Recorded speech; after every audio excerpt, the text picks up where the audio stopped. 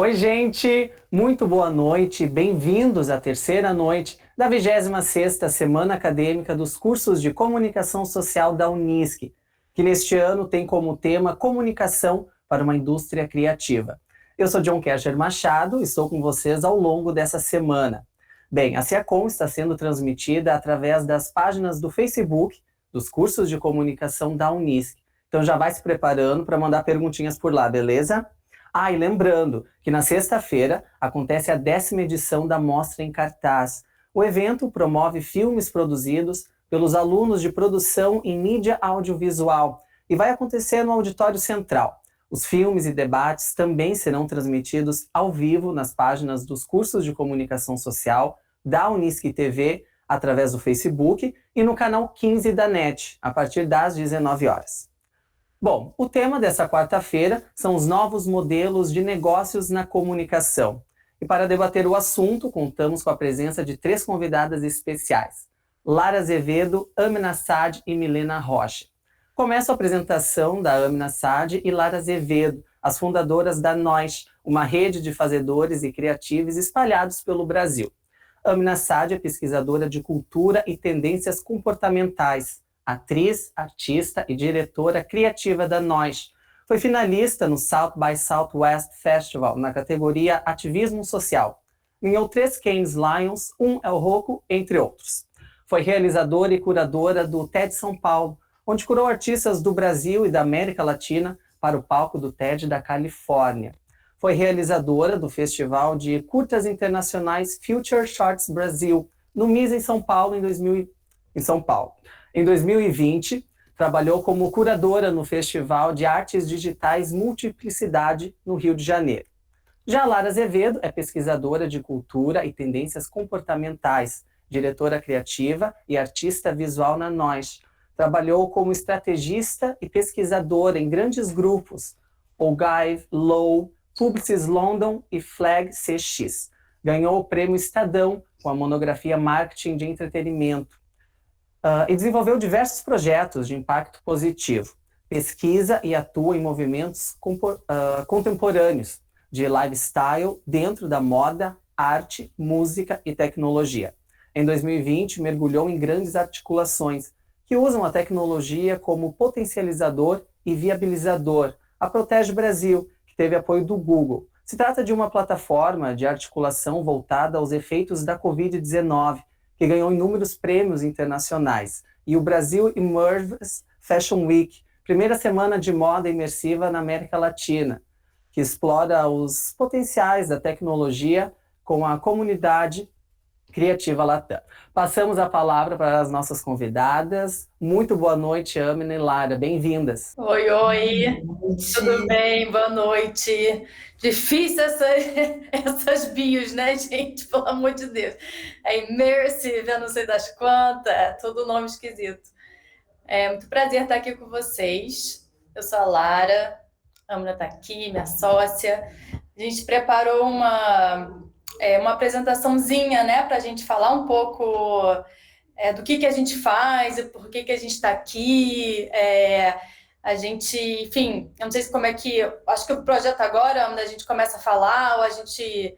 Acho que pode ser, né?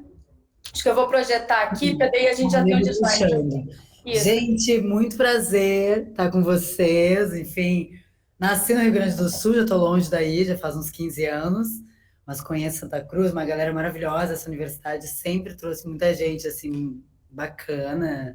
Enfim, já conheci muitas pessoas maravilhosas do mercado, que estão espalhadas aí pelo mundo inteiro, que saíram daí, além de amigos, enquanto eu veraneava lá em Xangri-Lá. Aí, hoje a gente está morando aqui no Rio, mas a Nós, ela nasce muito de um contexto de ser uma rede, né? Que a gente fala lá em 2012, principalmente. Antes disso, a gente começou a notar que precisava ter novos modelos de negócio, principalmente pela questão de que os trabalhos, os projetos, muitas vezes, quando eles estão dentro de um sistema um pouco mais hierárquico, um pouco mais muito linear, a gente não via, talvez, assim, a felicidade também da galera fazendo o trabalho, ou muitas vezes a especialidade de alguma pessoa fazendo um determinado trabalho ou outro. Então, hoje na Nós, a gente se posiciona muito como somos seu gerente de cultura.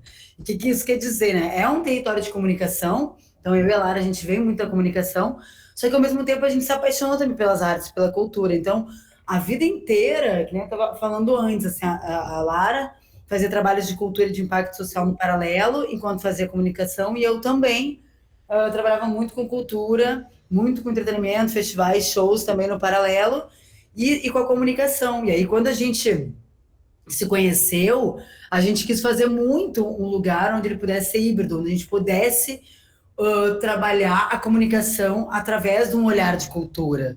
Então a gente se posiciona hoje como somos seu gerente de cultura para a galera nos entender das marcas, assim, e para entender o que a gente faz. Mas o que faz, qual é o nosso trabalho ali? A gente estuda movimentos culturais, estuda cenas criativas dentro de diversos territórios, a gente articula, né, faz a curadoria das pessoas, das cenas, dos lugares, articula com essas cenas e cria projetos junto com a cena.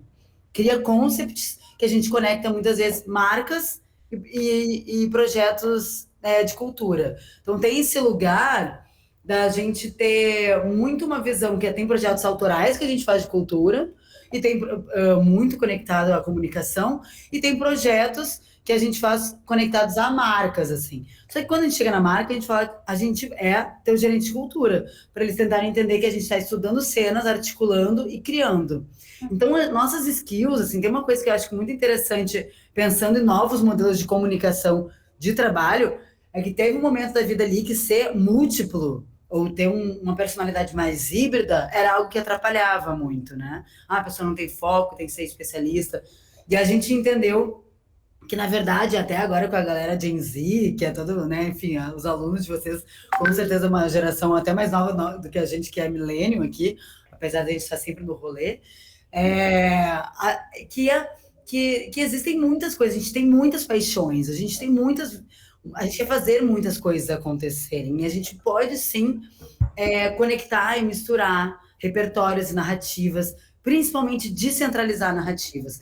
Então, a Nós já nasce de um lugar onde a gente fala que é descentralização de narrativa, onde a gente traz a galera para co-criar e criar junto com a gente. E qual é a diferença também? Por a gente ser uma rede, uma comunidade criativa de fazedores, pesquisadores, de artistas, a gente tem muito esse lugar de trazer as pessoas que são apaixonadas por aquilo que elas fazem. Então, de repente, a gente fez um trabalho. Começamos a fazer um trabalho agora com a Fila. O território era sobre mar. A gente começou a trazer o filmmaker, que trabalhava muito com isso, um designer, que é apaixonado e trabalha com muito tempo dentro do assunto, um fotógrafo de mar, outro fotógrafo. A gente trouxe pessoas apaixonadas que são para serem protagonistas, que são relacionadas, que vivem o mar há muito tempo. Se a gente está fazendo um trabalho mais urbano, aí vendo uma cena mais de street, né, como a gente fez assim, há muito tempo, a gente trabalha com o Haider, o Grandene é um dos grandes clientes nossos, até vocês conhecem, né, Rio Grande do Sul, trabalhamos muito tempo, a gente está há muito tempo com o Haider, e já trabalhou com Melissa, com Ipanema, enfim, com os Zax, mas principalmente com o Haider, que a gente está desde o início da Nós, e é um lugar que, por exemplo, a gente olhava muito quando a gente olha para o urbano, e a gente tinha desafio de fazer um trabalho urbano no Rio de Janeiro, a gente trazia e co-criava com a galera da cena. Quando a gente tinha que fazer um novo produto, a gente trazia designers desse território. Quando a gente mudou para São Paulo, o desafio era com a galera de lá. Quando a gente tem que fazer um trabalho global, é com a galera global. Então, uma das potencialidades assim da Nós, enquanto modelo de negócio, é realmente ser um trabalho em rede. Então, o nosso trabalho de curadoria, tanto de curadoria interno, que é quem vai fazer esse rolê com a gente acontecer, que é co-criar e criar junto, quanto depois quando a gente tem que, ao fazer o alcance, quando a gente tem que disseminar, que a gente também vai trazer essa galera para dentro da gente e vira uma grande rede, né, de diversos níveis que a gente vai explicar um pouquinho para vocês aqui nas premissas. E deixa eu te complementar um pouco, até porque assim, a gente veio do mercado, né? A gente veio de agências, de outras empresas de comunicação, e é legal a gente compartilhar também quais são as lógicas de quebra que a gente fez, né, no modelo tradicional, digamos assim, quando a maioria das pessoas sai de um curso de publicidade e propaganda e trabalha numa agência, né? E trabalha, enfim, no formato onde a gente tem times que normalmente são compostos de times de planejamento, né? Planejamento que, enfim, que faz pesquisa e que estuda um pouco lá o problema do cliente. A gente tem depois uma área de criação, que é uma área fixa, né? Uma área, enfim, que sempre foi dominada também por cargos masculinos, né? Sempre teve essa aura do criativo e tal, mas que isso tem mudado ao longo dos tempos. E a gente tem, enfim, né? Todo um ecossistema de pessoas que são acopladas a essa empresa e tudo mais, são parceiros que executam essas ideias, essas campanhas, etc. Quando a gente fez a Nós, a primeira coisa que a gente entendeu é que que foi até uma lógica que a gente já trabalhava um pouco na Flag, e a gente, enfim, adota esse modelo porque a gente acha que ele faz muito sentido, que a primeira coisa é que o planejamento, ele é criativo. Então, a pessoa que está entendendo o problema de negócio, a pessoa que está com a interface com o cliente, a pessoa que, enfim, está estudando o que está acontecendo fora, né? Enfim, tá por dentro aí dessa lógica com relação à estratégia, ela também é a pessoa que vai criar. Porque o que acontece nesse sentido, né? A criação, o criativo, ele é extremamente estratégico. Ele atende aos objetivos, ele dá muito resultado e ele acaba sendo um conector entre o que a marca precisa de fato, né, do problema dela, e o que as pessoas querem, que é lá na ponta. Então, a gente sempre fala isso, a gente nunca cria no computador, a gente não consegue fazer isso. Então, a gente sempre faz o quê? A gente entende os problemas, a gente tem um mergulho, que a gente chama uma etapa, a primeira etapa nossa imersão, a gente lê tudo que o cliente tem, documento, enfim, a gente, né, se mune de todas as informações, depois a gente vai direto para as pessoas, a gente começa a conversar, começa a fazer todas as lógicas, né, que a gente tem de pesquisa, enfim, de investigação, para a gente chegar nos insights que vira a criação. Então, isso foi a primeira lógica que a gente quebrou, né, quando a gente fez a Nós. A segunda lógica foi a gente entender que times fixos de criação jamais vão criar coisas relevantes para todo tipo de cliente que a gente for atender. Então, quando a gente atendia, sei lá, Budweiser e a gente atendia Ipanema, são territórios completamente diferentes, de marca, né? Uma extremamente street, grime, show, etc., rua, e outra extremamente feminino, né? Um contexto muito mais de arte e tudo mais. Então, como é que um time de criação iria criar para esses dois clientes, assim, né? Então, a segunda quebra que a gente tem é uma quebra de estrutura, assim. Então, o que a gente faz? Todo o trabalho, a gente cria os nossos times. E esses times, eles são feitos por pessoas que já estão nas cenas, que é isso que eu não estou falando, né? Então, se a gente está criando, por exemplo, um time de... Se a gente está criando um time para fazer uma comunicação para uma faculdade, a gente vai chamar quem? A primeira coisa que a gente fez foi achar pessoas que estão na faculdade, ou que são pré-vestibulandos. Então, essas pessoas também têm um repertório criativo, léxico, né, e visual de coisas que a gente precisa para fazer aquela criação relevante. E aí, a terceira coisa que é muito importante de quebra de formato é justamente as parcerias, né? Então, a gente era muito acostumado, assim, nas agências, que a gente vai fazer tal coisa, a gente vai chamar quem? Putz, vamos chamar uma agência parceira, uma agência do grupo, né? Esse negócio de fortalecer o grupo e tal. E a gente acredita que as melhores pessoas para fazer acontecer qualquer coisa que seja são as pessoas da rede. Então, se a gente vai fazer um festival de rua, a gente vai chamar quem para trabalhar no festival de rua? As pessoas que já fazem eventos e festivais na rua. A gente vai fazer sei lá, um desfile de moda, que a gente já fez várias vezes, sei lá, para a Melissa, né, para diversas marcas. A gente vai chamar quem? As pessoas que já estão à frente de grandes marcas, de grandes desfiles, que já fazem isso, que já conhecem todo mundo, que de certa forma vão também hackear e vão deixar a nossa execução muito mais relevante, né? Vão saber como é o que a gente chama de relevância cultural, né? Como é que a gente entra numa conversa, entra no território, leva a marca para esse diálogo com essas pessoas, mas fala a mesma língua, né? Porque é muito fácil a marca falar, putz, eu quero ser jovem, eu quero falar com a galera de tal cena, nananã, mas chega lá, você vê que a linguagem não tem nada a ver, as imagens não tem nada a ver, as fotos não tem nada a ver, o contexto, você fala, tá, a marca só pegou as pessoas da cena e colocou num contexto que, tipo, não faz o menor sentido, né? Então, o cuidado de ter essas pessoas e quebrar esses modelos é o que faz com que nossos projetos, na maioria das vezes, dão resultados incríveis, né? São super relevantes, são fáceis de chegar na imprensa, né? De ter esse modelo que a gente chama de earned media, que é uma mídia espontânea, né? Hoje em dia, quando a gente pensa em comunicação, a gente não pensa mais em putz, eu vou criar alguma coisa que eu vou pôr em uma mídia paga, né? Que antes era TV, aí depois virou anúncio de internet, digital e tudo mais. Hoje em dia, a forma mais eficaz e mais interessante de se criar uma campanha, uma comunicação, é pensando como é que a gente vai criar um ecossistema, né? Um projeto que tenha uma relevância ao ponto de uma imprensa querer falar sobre isso. E como é que a gente sabe que assunto é esse, né? Dentro da cena, fazendo as coisas junto com as pessoas da cena. Então, Eu acho que tem uma coisa que é dentro desse trabalho, que a pesquisa que a gente faz, e a gente fala isso até por também ser muito do core nosso, a ser pesquisadoras, né? É de a gente pesquisar para criar, mas depois pesquisar para executar. Que é isso que a gente fala, né? Muitas vezes a gente vê até em reportes maravilhosos, assim, que a gente mesmo já passou por vários lugares legais, tem caminhos muito criativos quando a gente tem um reporte de pesquisa com caminhos criativos e tudo mais, mas chega na hora de executar, como eu faço isso acontecer? Então, tem um outro lugar que a Nós, ela nasceu entre um lado, no meio do caminho entre uma empresa de pesquisa e uma empresa que executa ideias. Só que todas as outras parceiros, eles executam ideias dentro de caixinhas, que ou é digital, ou a empresa ela é offline, ou a empresa...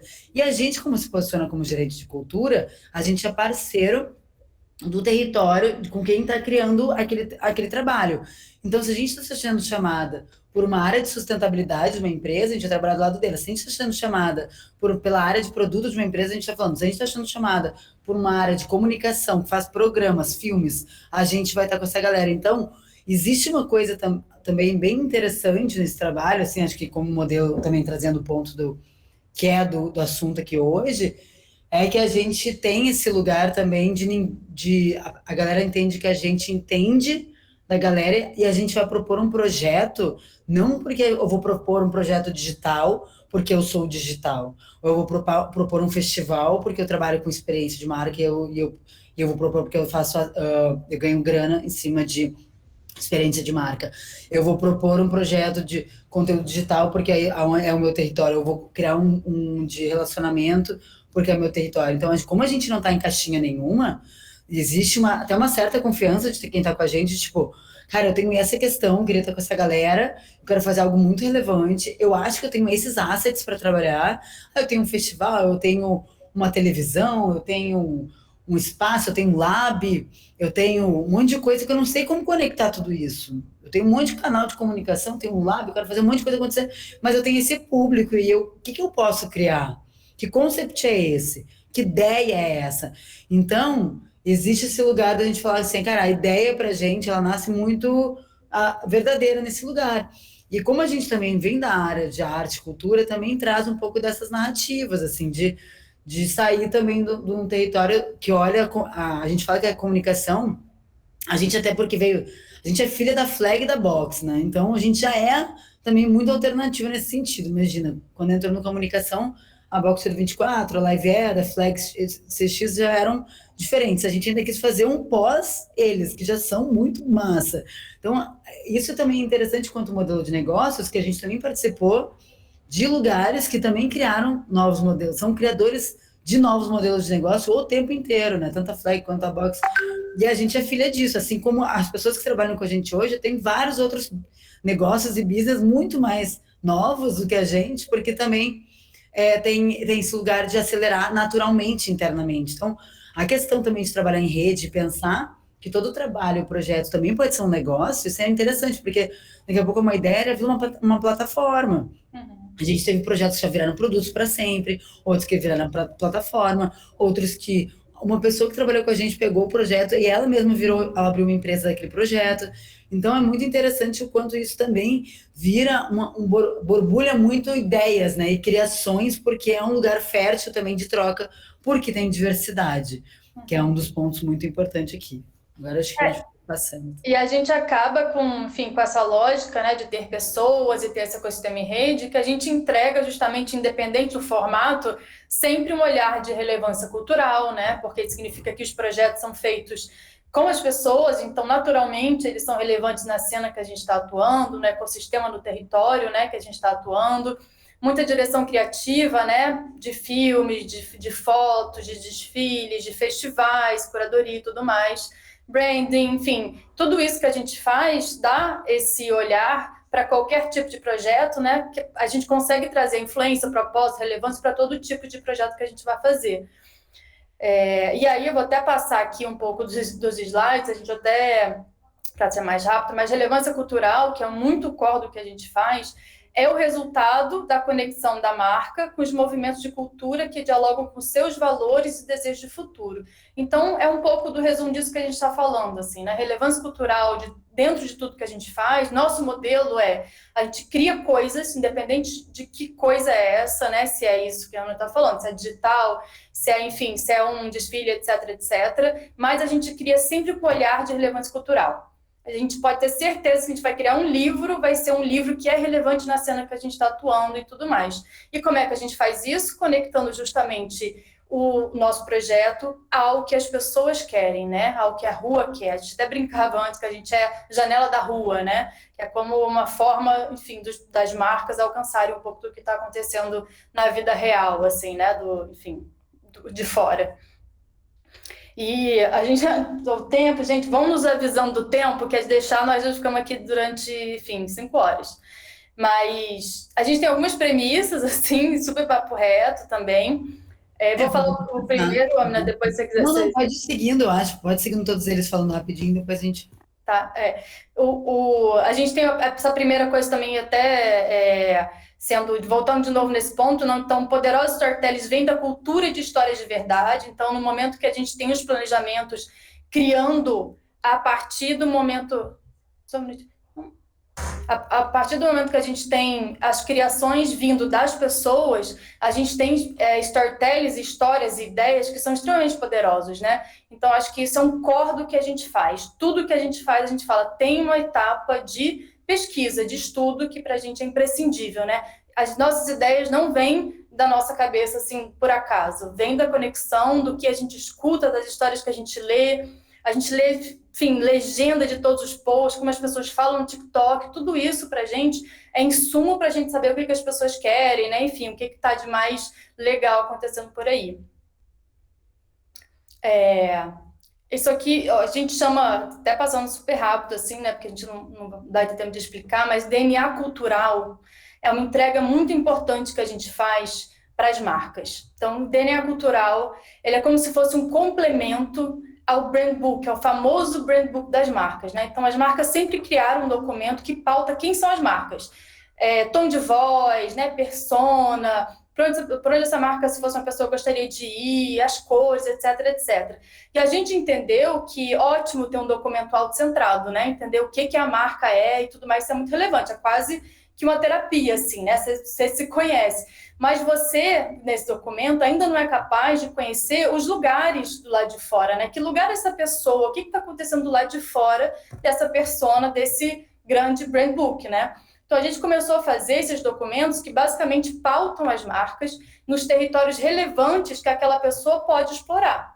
Então, se eu estou falando, por exemplo, de uma marca Rider, né, que é uma marca de chinelo, que tem o objetivo de ser uma marca culturalmente relevante para o público jovem urbano, que gosta, que é uma marca de chinelo, então, naturalmente, também ele permeia um território mais solar, né, um território mais praiano. Então, a gente faz o quê? Cria todo um documento, um estudo, que ajuda as marcas a definir quais são os territórios de cultura que aquela marca pode dialogar, o que é legal para aquela marca.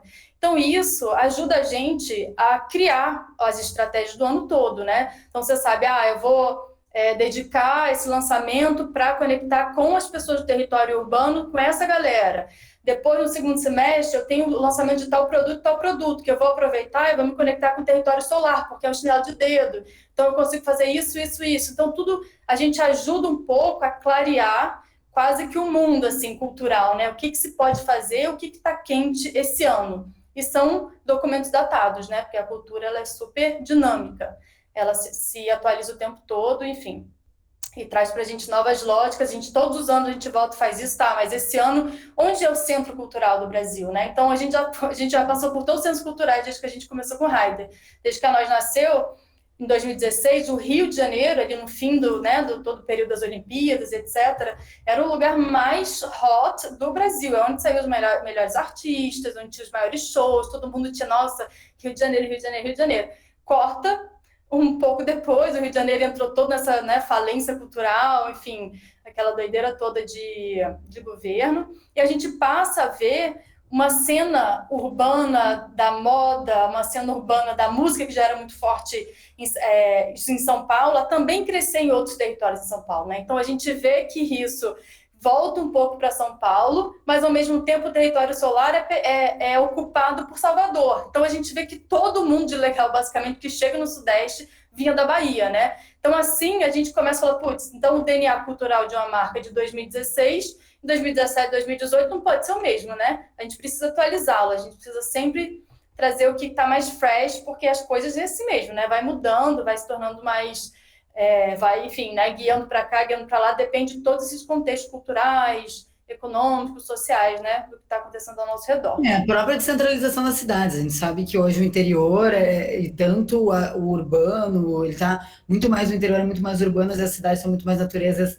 É uma troca, não existe mais nada linear, né? Então, também, essas centralidades, elas também não acontecem. Então, tudo depende das estratégias também de onde estão, né, o que está se pedindo e qual é o foco de praças. Mas, assim, a gente sabe o quanto que também os movimentos culturais eles acontecem independente dos lugares, né? Então a gente fala que é mais a conexão entre os movimentos, tanto nas cidades, nas capitais, nos interiores, em cidades globais, em outras, né? Cidades do sul global, do norte, enfim. A gente sabe o quanto que os movimentos hoje se conectam muito mais entre eles do que até o próprio lugar, né? Principalmente pela descentralidade da rede, da internet e tudo, mas pelo objetivo também que os movimentos têm entre si. Eles têm as narrativas, tem os artistas, tem as histórias, tem a estética, a linguagem, que se conectam no mundo todo. Então, é mais ou menos isso. Mas acho acelerar a festinha aqui. Pode ir passando. Eu acho que daí chega nesse ponto aqui, né? De como é que a gente foi. Quer continuar? Não, acho que a gente podia ir passando também. Não sei como é que está o nosso tempo, assim. Tá. Mas tu quer falar? Eu acho que, então, assim, só pra gente também, a gente já está acabando com o tempo, né? Mas nessa lógica de tudo que a gente fez, a gente vem fazendo essa jornada de construção para a Haider, né? Então, ao longo dos tempos, a gente vem criando essas dinâmicas culturais, né? Como gerentes de cultura, realmente, para conectar a marca aos seus objetivos de negócio, principalmente. Depois, como é que o objetivo de negócio ele é refletido na rua, isso volta para dentro da marca, o que é muito interessante, né? Então, se a marca quer ser mais global, não adianta eu ir para um Salvador, eu preciso estar em São Paulo, porque é o centro, né, de streetwear, por exemplo, que é um território que a marca queria se conectar. Então, a gente sempre volta todos os anos e faz, desenha quais são os touch points de cultura que a marca vai atuar e como é que isso vai acontecer enquanto ecossistema, né? Que no final do ano a gente vê exatamente a marca alcançando, assim, puta, essa galera reconhece a marca, né? Essa galera tem desejo pela marca, enfim. E a gente vai moldando isso de acordo com o cliente, o que o cliente quer. A gente trouxe aqui 3 videozinhos, que eu não sei se a gente passa.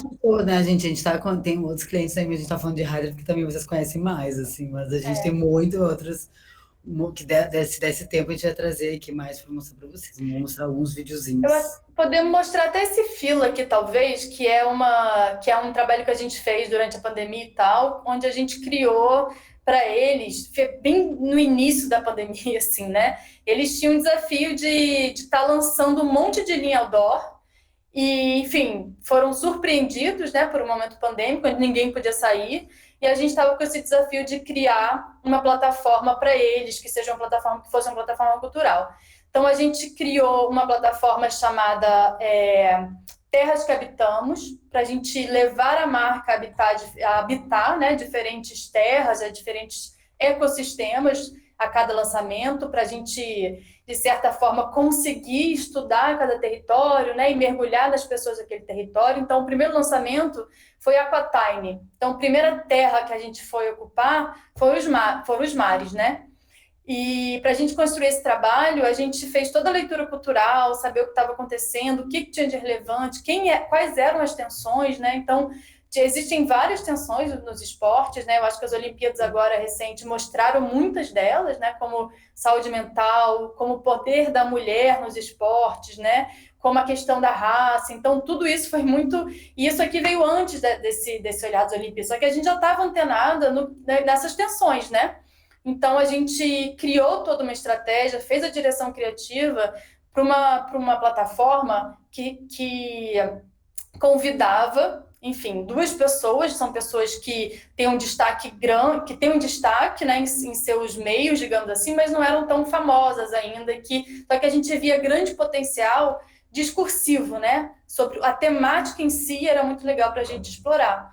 Então, a gente trouxe a Tamara Klink, né, que é filha do Amir Klink, e na época a gente sabia que ela estava morando, enfim, fora, e que ela tinha um sonho de ser a primeira mulher a atravessar o Atlântico sozinha em um veleiro.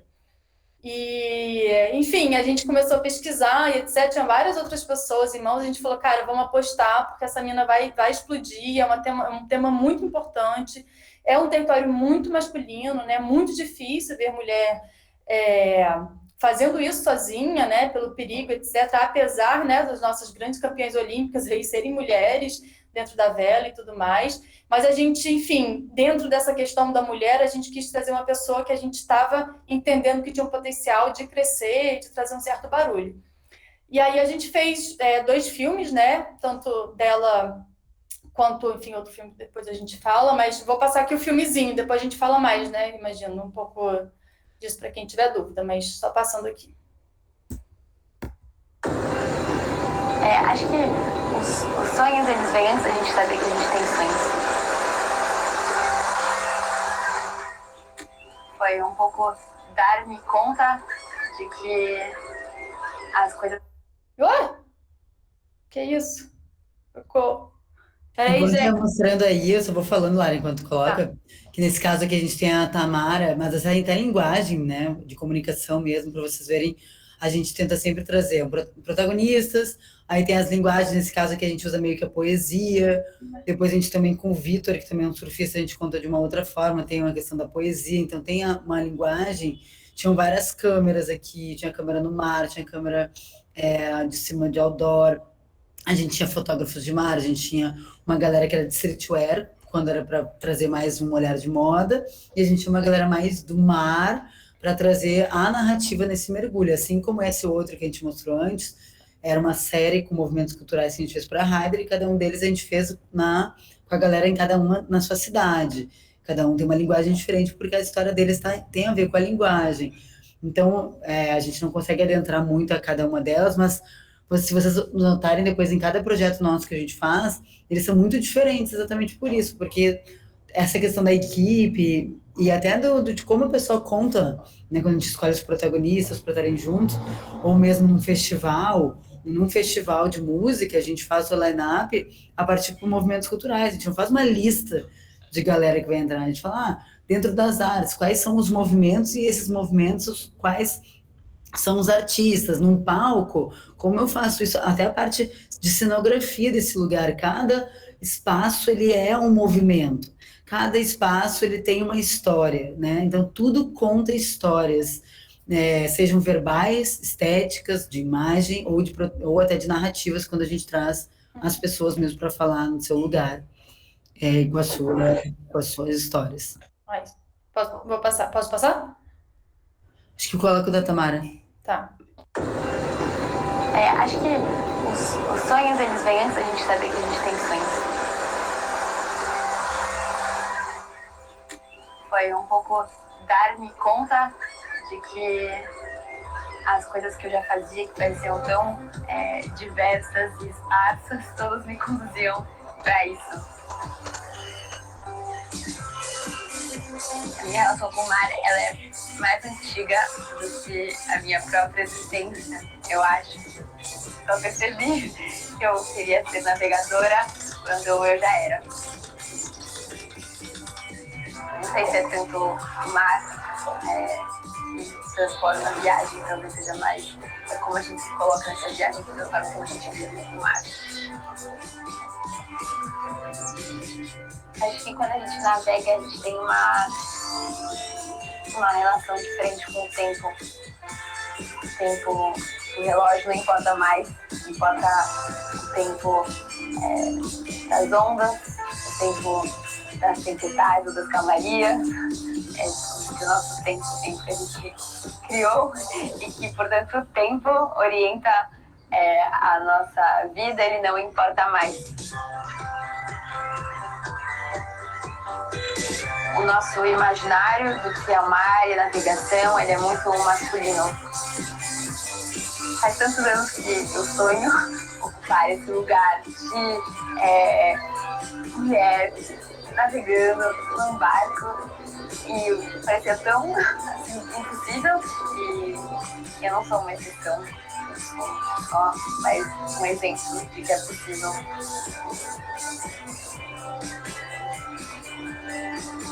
Acho que não importa muito qual é o sonho, o que mais importa é ter um sonho. Fofíssimo, né? Esse filme é muito bonito, assim, é o que a Ana falou. Quem fez o filme foi o Pablo Aguiar, né? Que é um cara super premiado na cena de surf, enfim, né? De filmes aquáticos. Então a gente sempre aproveita a rede para fortalecer o próprio trabalho que a gente está fazendo, né? Tem agora. Será que a gente. O que a gente faz? Anterior, eu acho. Só o anterior de Heider, eu acho que depois a gente não precisa. Tá, tem os. Ah, peraí. A gente tem tanta coisa, até os festivais, mas é isso, cada um é uma coisa muito diferente da outra. Isso vocês não vão entender o que a gente é, porque uma hora tem filme, outra hora tem festival de música, outra hora tem design de um produto. Então a gente vai criar o que precisa. É criação a partir de narrativas culturais.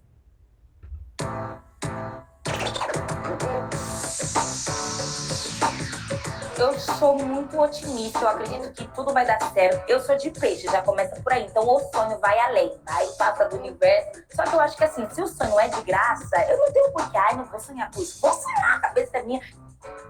Produzir um som, o dia tá lindo, você acorda, agradece a Deus, obrigado pela vida, obrigado pela saúde. Né? O que me remete sol e dia, calor, é isso, é o calor humano, é o amor e a vontade de viver, a vontade de lutar. Bora, claro que dá pra fazer, bora fazer sim. Pega na mão, na garra e vai. Eu sou muito assim, tipo, alguém fala um não pra mim, eu acho que é amor pra mim. Corre atrás das suas coisas, vive, precisa fazer o seu rolê, a gente precisa ter esperança. Chegar com os caras, né, mano? É massa fazer um vídeo. O bagulho que a gente tem que fazer é história.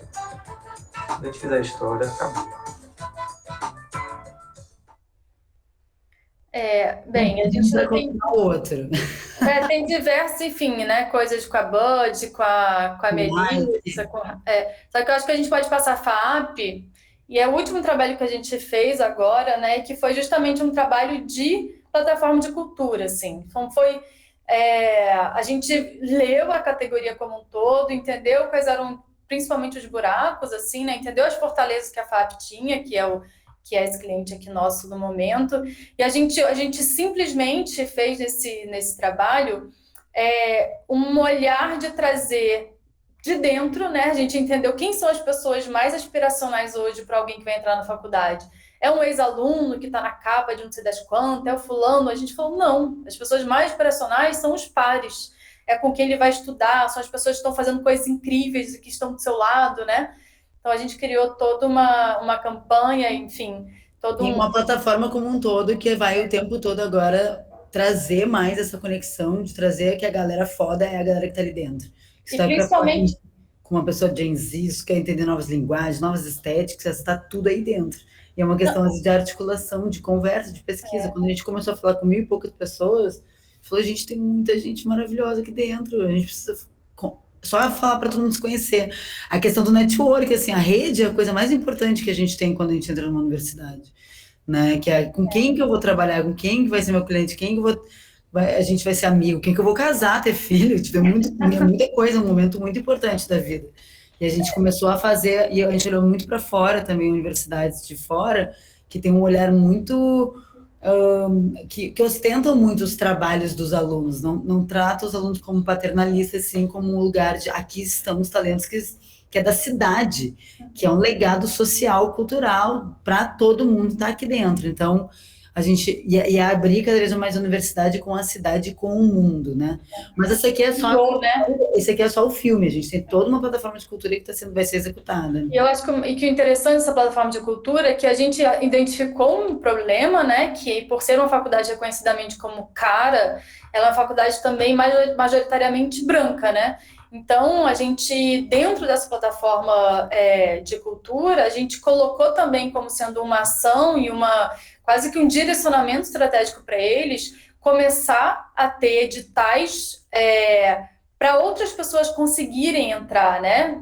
Entrar na universidade, ocupar esse lugar de cultura, ocupar esse lugar de corpos diversos, né?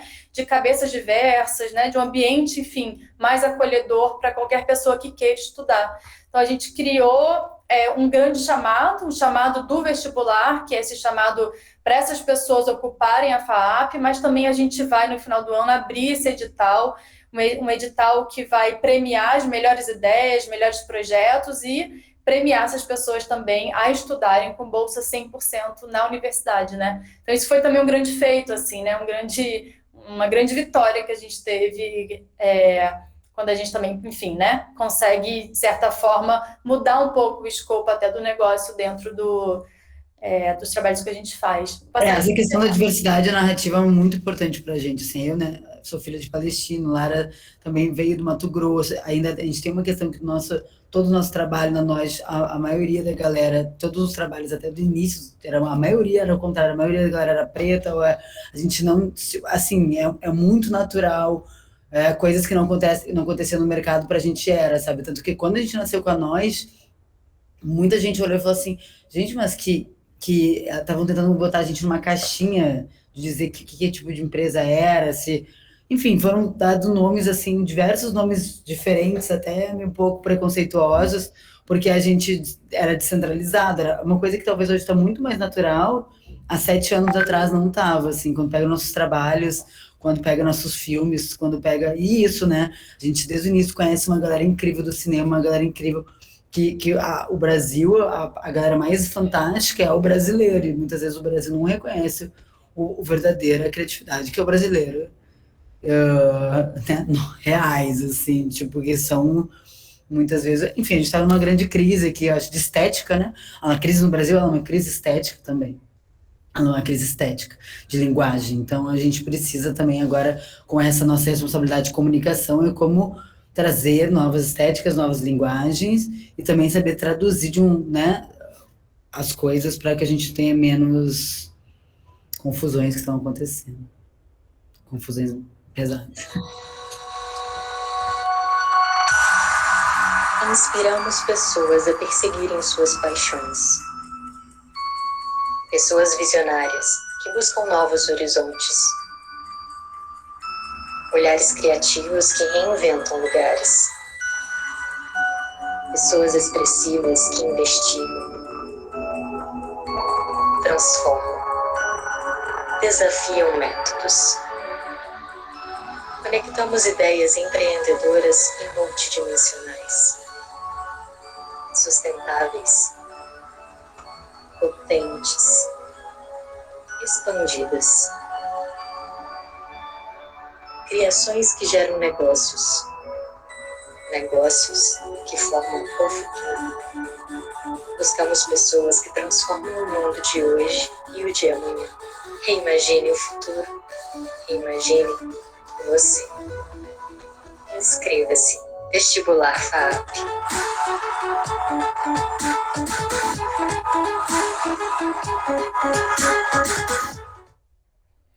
Bem, gente, vamos parar de falar durante 2 horas. Mas vocês estão me vendo? Aqui para a apresentação. Sim. A gente, enfim, né, tem aqui material, porque a gente, além de tudo, dá muita aula por aí, diversos, enfim, temas relacionados a isso, então a gente pode ir falando de muita coisa, né, como vocês perceberam. Mas eu acho que a gente também podia, talvez agora, né, convidar a Milena para falar e tudo mais, e aí talvez responda, se que vocês quiserem, a gente pode até apresentar outras coisas, talvez, né? Sim. Muito obrigado pela participação, excelente fala de vocês, Lara e Amina. Voltamos a nos falar em breve. Agora eu apresento a convidada Milena Rocha, que é jornalista formada pela Universidade Federal do Piauí.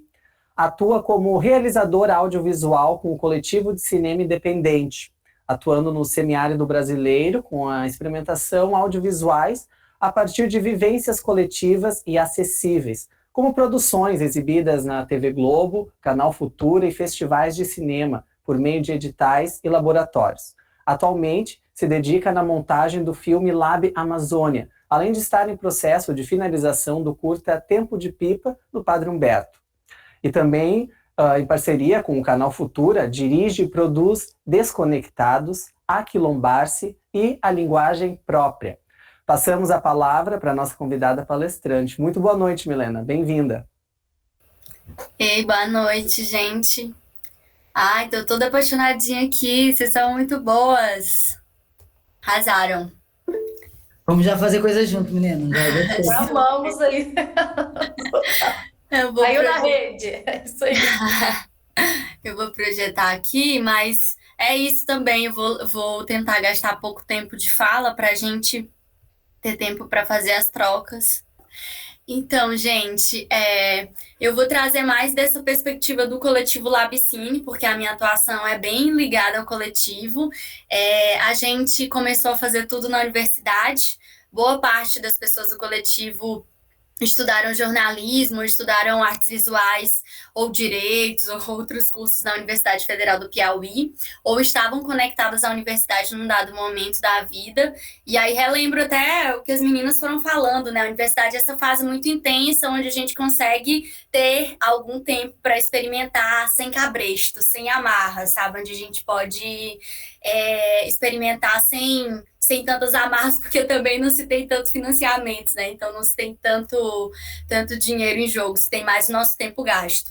E aí o coletivo, ele vem nessa transição de se transformar em uma produtora de audiovisual, e os realizadores que são ligados ao coletivo, eles também atuam de forma independente. Então a gente, ao tempo em que faz freelancer, faz projetos juntos, escreve editais juntos, faz coisas muito conectadas também.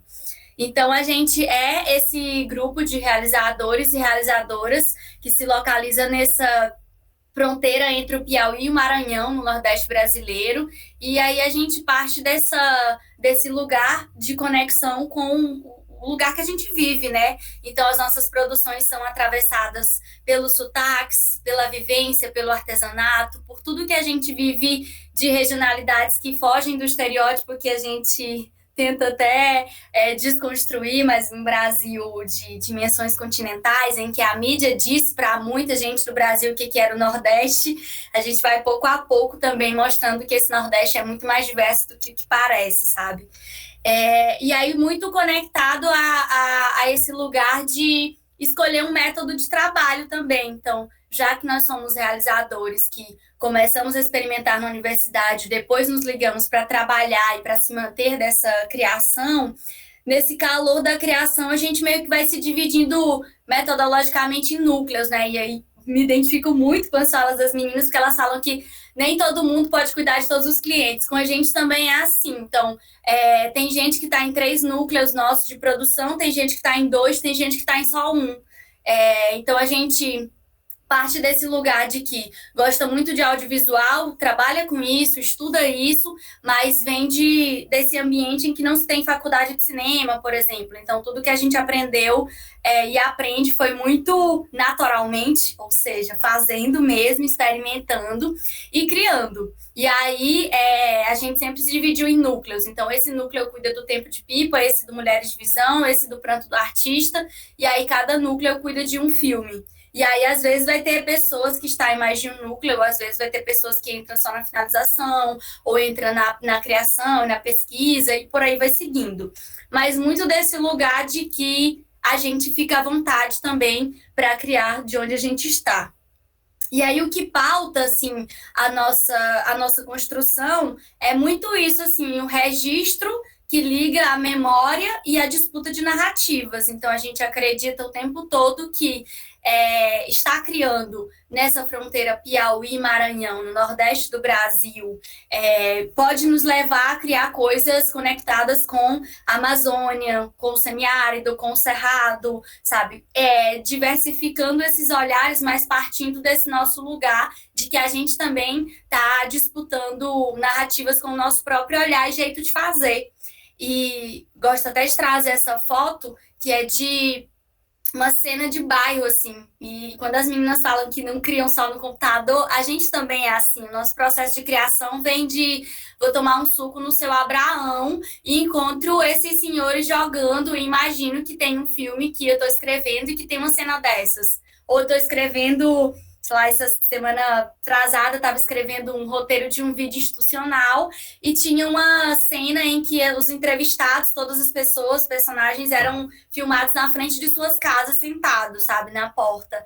E aí eu não estava conseguindo terminar e eu saí para correr e na esquina eu encontro uma cena igual a que eu quero filmar, sabe? E aí você, não, é isso aqui, então volta e termina ali no bloco de notas.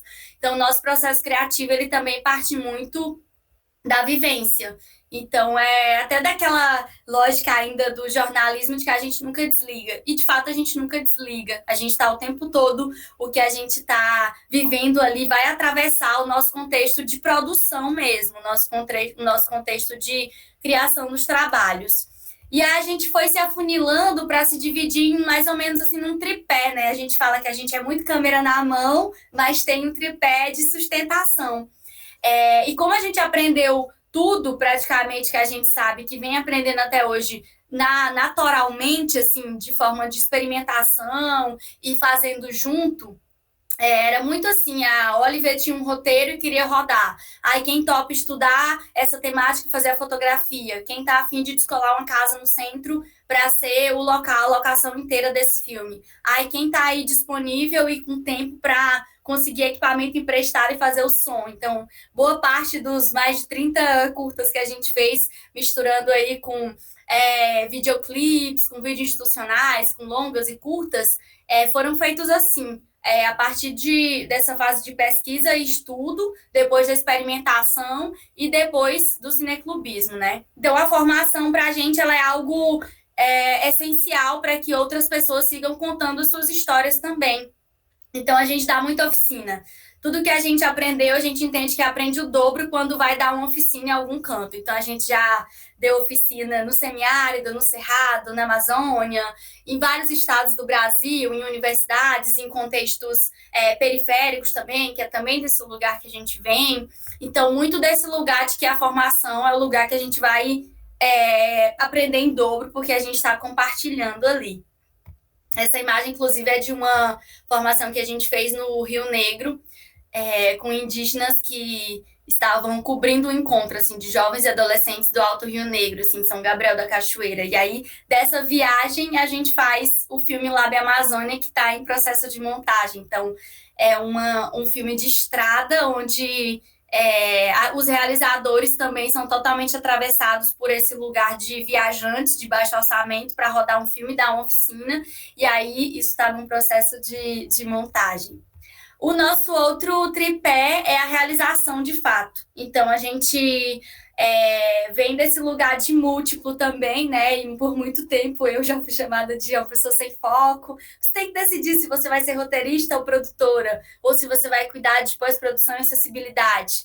E aí, eu acho que essa decisão vem a cada projeto. Então, tem projeto que eu fiz a realização, então eu fui de produtora a fotógrafa do filme inteiro, sabe? E não peguei a pós-produção. Já tem projeto que eu fiz só roteiro. Já tem projeto que eu acompanhei o processo de saiu de uma vivência essa ideia, tipo Mulheres de Visão, e eu acompanhei desde cada roteiro de entrevista até pensar como seria a exibição do filme, sabe? Que essa é a terceira parte nossa, que é o cineclubismo. Então, a gente morre de saudade da rua até hoje, porque não tá rolando ainda exibições assim, mas tá voltando aos poucos.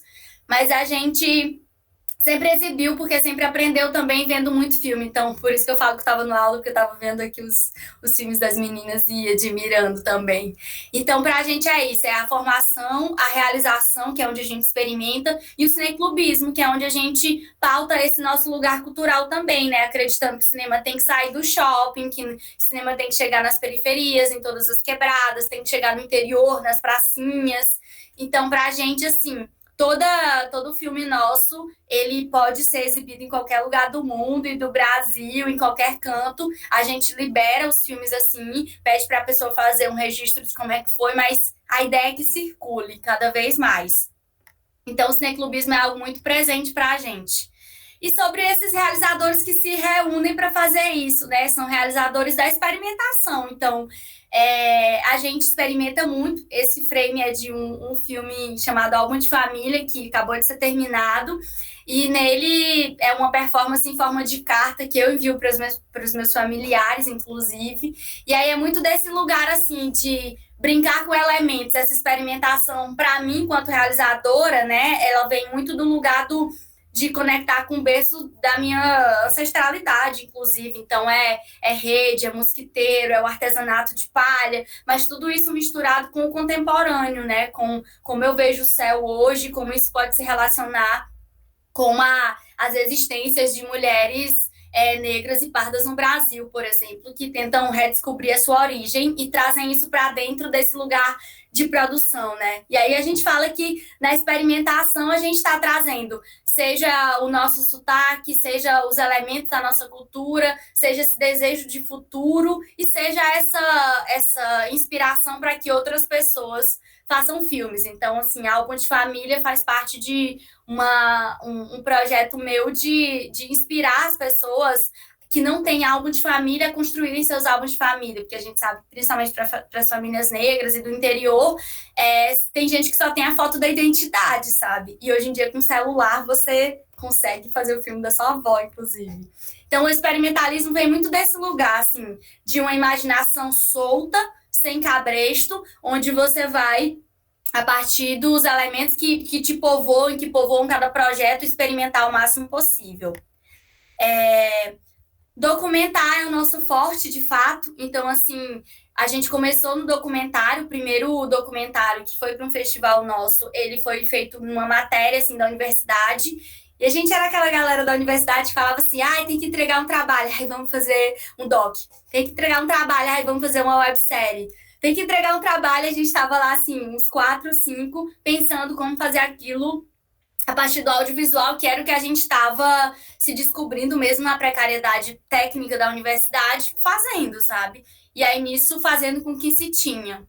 E os nossos documentários, né, que foi essa primeira etapa, assim, da Labicine, que a gente começou a ganhar um prêmio, assim, do cinema universitário na Bahia, do Festival Toró lá em Belém, do Visões Periféricas no Rio, começou a ganhar uns prêmios que também eram dinheiro, trocar a câmera, e daí dos documentários a gente foi fazer o Encomende Seu Filme, que é isso, é fazer, a partir da nossa estética documental, experimental, levar isso para os filmes institucionais, que é algo que consegue nos manter financeiramente em muitos contextos, e que, assim, a gente também acredita que, por isso que eu estava encantada aqui com os filmes das meninas, que todo filme, pra gente, todo filme é filme. Então, a gente tem essa discussão, assim, de um documentário atravessado pela experimentação e pela ficção, por elementos, que no fundo vem de um lugar de histórias reais, e é isso para se ter um diferencial, inclusive, nos filmes publicitários. E aí a gente vem com Encomende Seu Filme a partir disso, né? Dessa mistura nossa do que a gente faz. Do que a gente tem de experimentação, do que a gente aprende na rua e na nossa própria vivência, e do nosso documentário. Acho que assim, o que tem de praxe na nossa vida é isso, assim, a gente faz filme com celular, com DSLR, mas também a gente faz filme com edital. Se tiver edital a gente faz, mas se não tiver edital a gente vai fazer também. Então, muito desse lugar de que a gente vai fazer com o que tem, e que o registro, ele é o mais importante acima de tudo. Outra coisa, além disso, é que às vezes a gente pensa só, eu quero essa imagem, quero esse equipamento. Mas olha, esses elementos até de tendência, né? Os filmes vou conectar com os filmes que as meninas estavam trazendo também. Essa volta da estética VHS, essa câmera subjetiva que interpreta o que o personagem está vendo, essa câmera não tão fixa e a possibilidade da câmera mais instável. Então, tudo vai depender de que projeto você está trabalhando, né? Então, a gente parte de um lugar em que se apropria muito mesmo do que a gente tem de equipamento e do que proposta é que essa pessoa que encomendou o filme ou esse realizador que está experimentando e quer fazer uma coprodução está imaginando para contar aquela história. E aí, algo que para a gente é muito caro é essa relação, essa cocriação, né? A cocriação, a gente sacou isso desde cedo, porque a gente vem de um lugar em que quer ver as representações também contando suas próprias histórias. Então, desde o nosso primeiro filme, assim, que é o Reação do Gueto, o grupo de rap que estava nesse lugar de ser documentado, ele faz a própria trilha musical do filme inteiro e vai pro festival com a gente, sabe? Então, esse contexto de cocriação, esse frame é do Mulheres de Visão e as mulheres cegas decidiram quem seriam as mulheres cegas a serem entrevistadas e que perguntas eu faria, por exemplo, para elas. Então, é muito desse lugar da cocriação com as identidades que a gente está trabalhando. Isso é também pensar em respeito, sabe? Em como essas pessoas querem se ver, né? Já que muitas vezes a gente trabalha com identidades e públicos que precisam, até necessitam de referências, assim. A geração anterior, por exemplo, de mulheres cegas, precisa ver mulheres cegas na publicidade, precisa ver sendo digital influencer, precisa ver na televisão, no cinema, em todos os espaços. Então, é perguntar como elas querem se ver também. E aí, trazer isso para a linguagem, né? Trazer isso para a nossa estética. E a gente sempre tem uma política também, assim, de lançamento e de exibição para quem participou.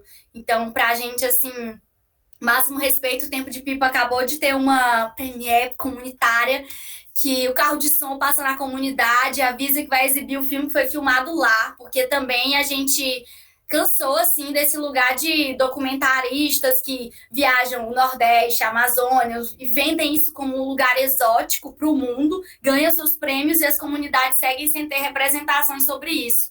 Então, assim, a gente trabalha com isso, é o nosso modo de viver e estar no mundo também, mas levando sempre esse lugar de respeito aos nossos também.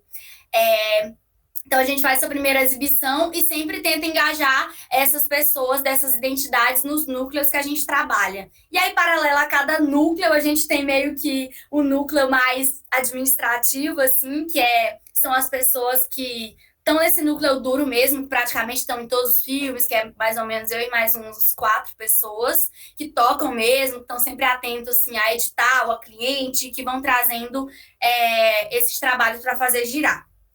E, assim, essa última palavrinha, que é a acessibilidade, que para a gente também é um contexto muito caro, que é pensar nos públicos que vão ter acesso a isso, independente da temática. Então, é pensar audiodescrição, é pensar Libras, é pensar as legendas, as traduções, é pensar como chegar nesses públicos também de pessoas com deficiência, de idosos, de trazer as tecnologias assistivas para dentro do audiovisual também.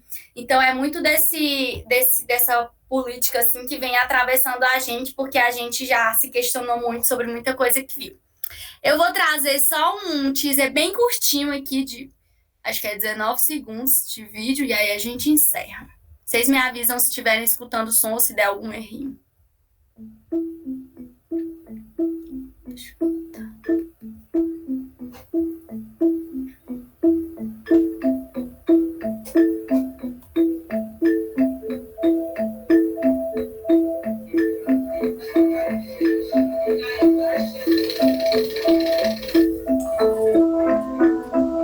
Não. A gente não tá vendo, Milena. Ai, peraí, então. Deixa eu ver, acho que eu tenho que mudar aqui. Um minuto.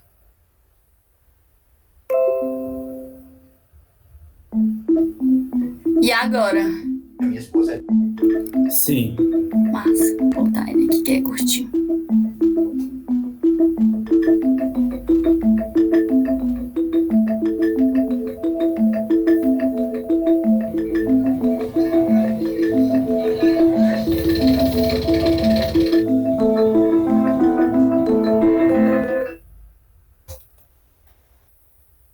Eu trouxe esse vídeo porque ele é mais essa transição, assim, de quando a gente sai da universidade e começa a cuidar disso como um negócio, né? Como trazer todos os elementos que a gente trabalha dentro dos nossos filmes, dos documentários, do experimentalismo, para também vender filmes para o Incommentes e Filmes. E aí é quando a gente faz essa mescla, assim.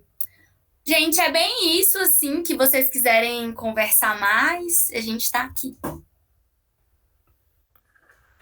Bom, Milena, muito obrigado por sua fala. Eu vou agora sim abrir então a rodada de perguntas. Pessoal no Face, no Meet, por favor, podem enviando. Eu já tenho uma aqui para as gurias do Nós.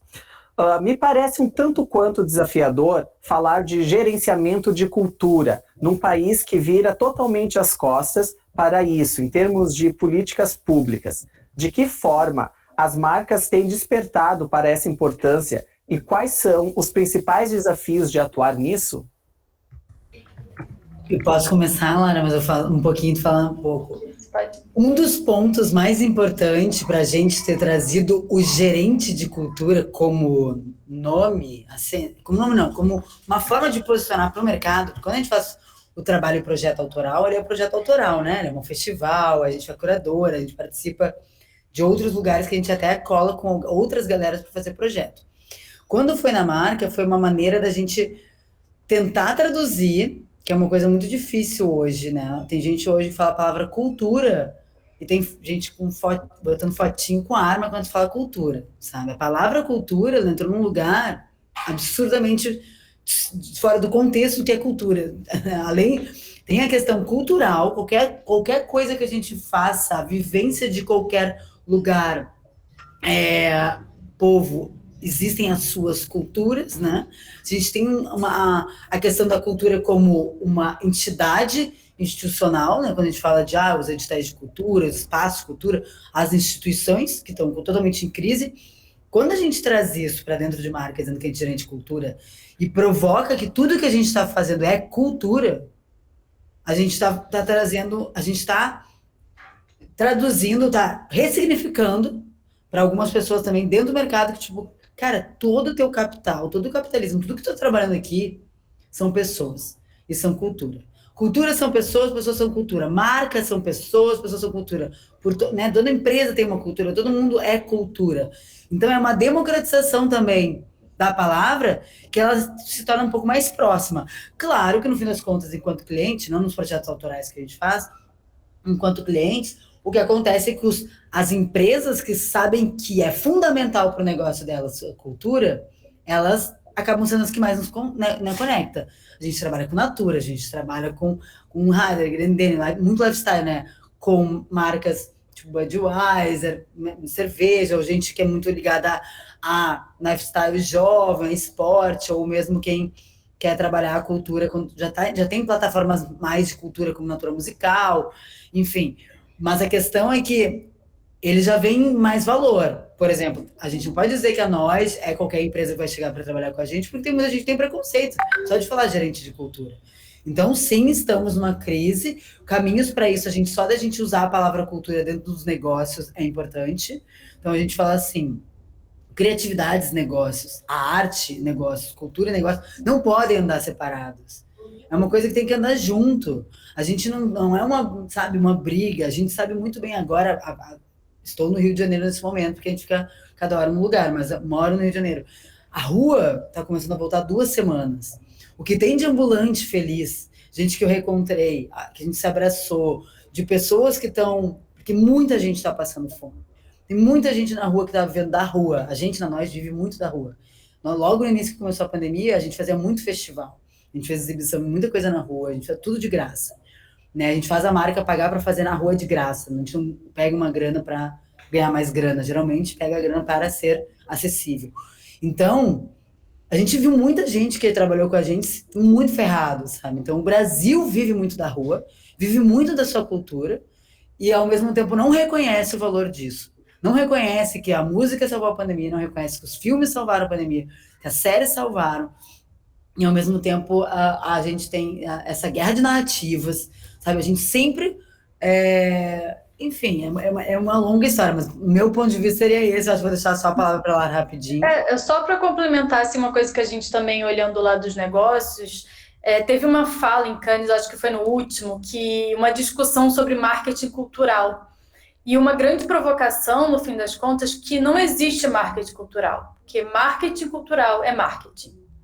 Todo marketing precisa entender de culturas, e eu acho que é para esse lugar, né, que a gente está evoluindo nesse entendimento de qualquer marca que seja, né, que qualquer atuação que você faça, você precisa entender o que as pessoas querem, quem é a sua galera, onde você está pisando, enfim, que assuntos são relevantes, como é que eu posso contribuir de uma forma positiva para as cenas que eu estou atuando, né?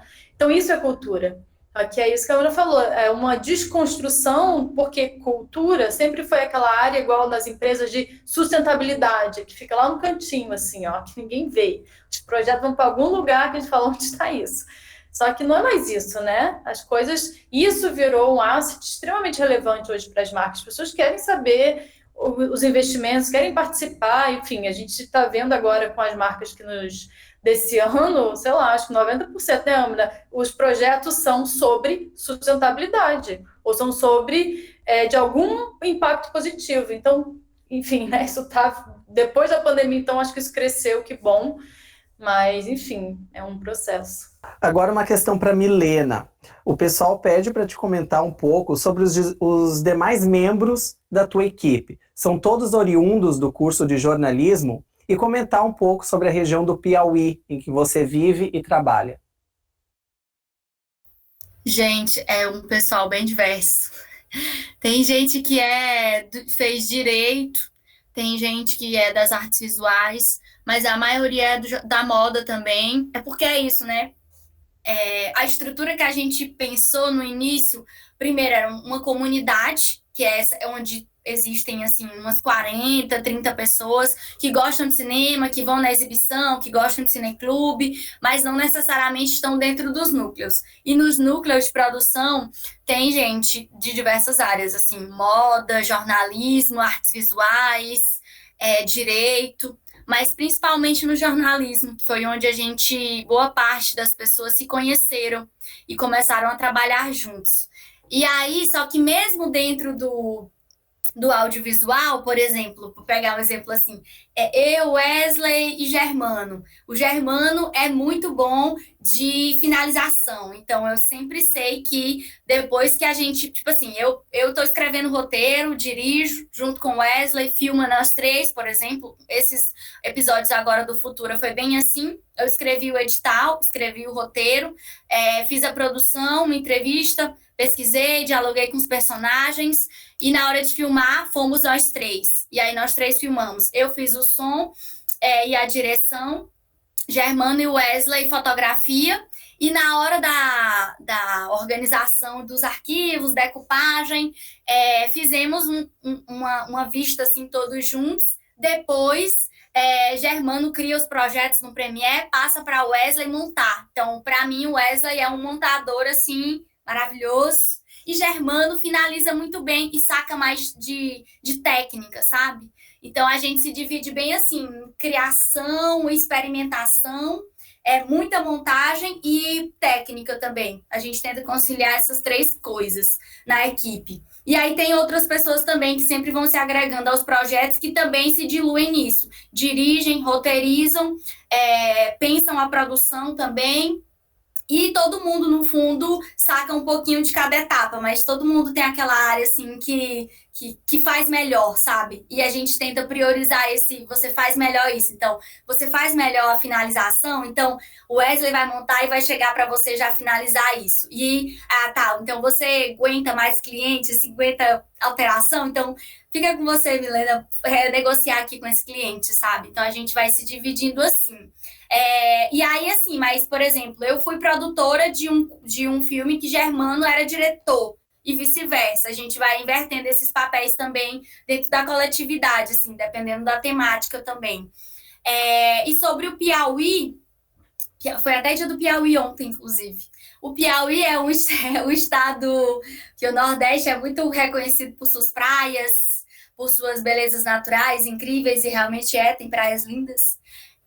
Mas o Piauí é um estado que a capital não fica na praia. Então, essa é uma curiosidade. É um estado em que se tem muito calor, mas tem tipo festival de inverno, sabe? Na Serra, tem festival de jazz, tem muita cachoeira. E é um estado em que esse campo das artes tem muita referência no experimentalismo, de fato. Então, se a gente lembra de Torquato, por exemplo, Torquato Neto, a gente tem aí as influências da Tropicália, mas a gente tem filmes de Torquato, assim, filmes que Torquato rodou lá em Teresina, como o Terror da Vermelha, filmes experimentais, assim. Tem coletivos, assim, da época também. Acho que a gente tem um hiato, assim, entre as experimentações, mas é um estado que tem um berço no experimentalismo.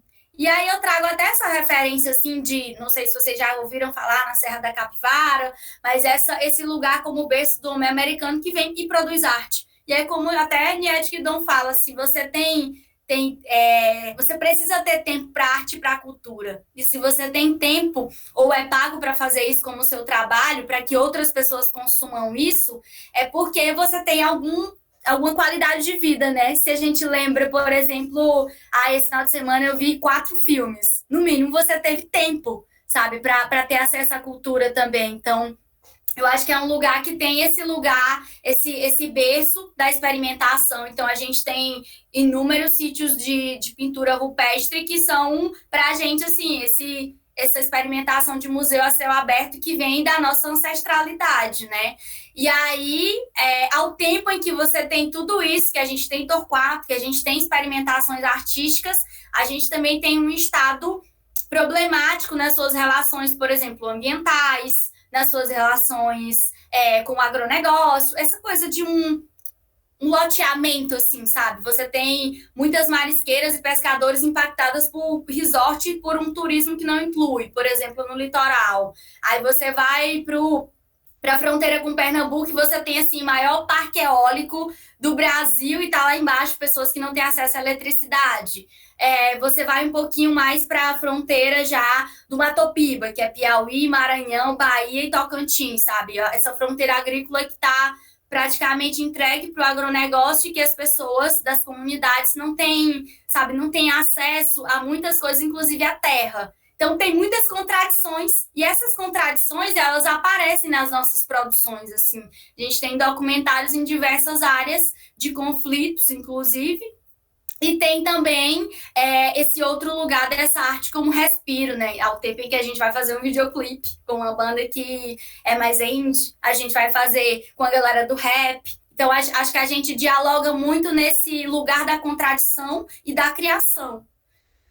Mas é bem isso, assim, gente. Pesquisem mais do Piauí, tem muita coisa para descobrir. E fica especificamente na fronteira com o Maranhão. Então, a gente fala do Piranhão, que é essa união Piauí-Maranhão, ligada por rios e piranhenses. Bom, agora uma questão para Lara e a Amina. Parte do trabalho de vocês pode ser considerado branded content? Vocês acham que essa é uma tendência de mercado que abre espaço para diferentes profissionais da comunicação?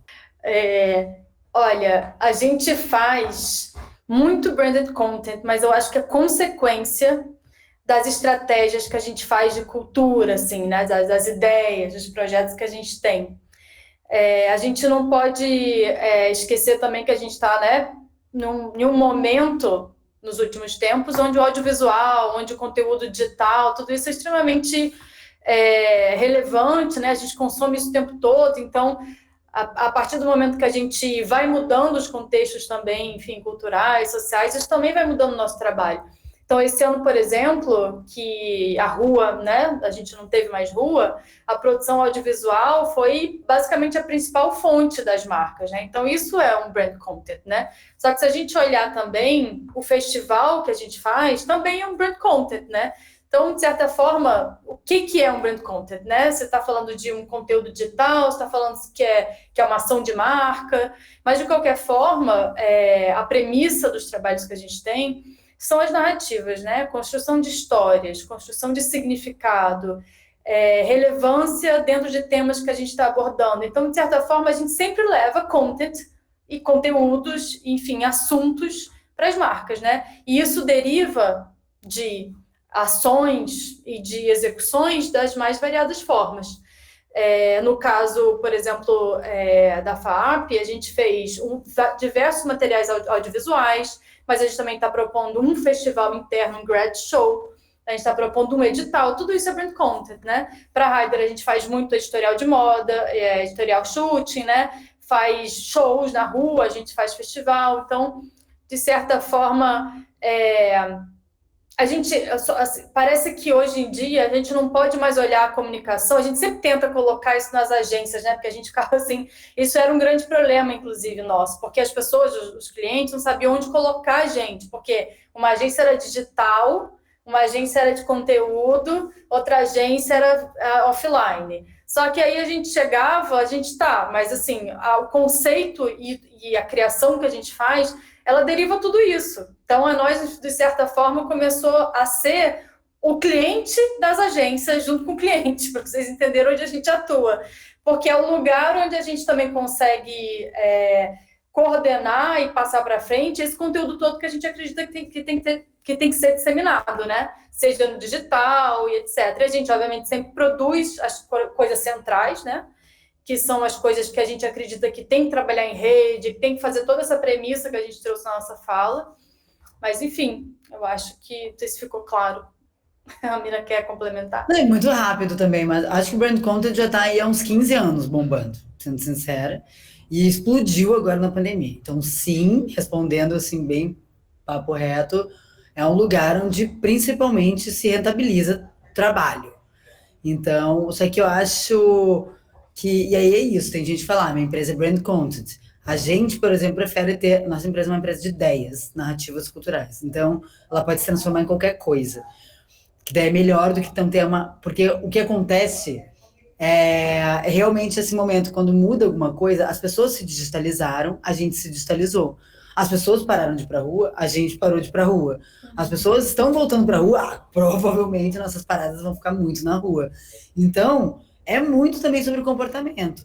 Mas assim, brand content com certeza está bombando, eu acho que é um lugar, assim, as marcas também, principalmente para fazer as coisas acontecerem, enquanto o governo acaba não fazendo, como todos os governos não fazem, é um lugar onde está sendo executado muita coisa, né?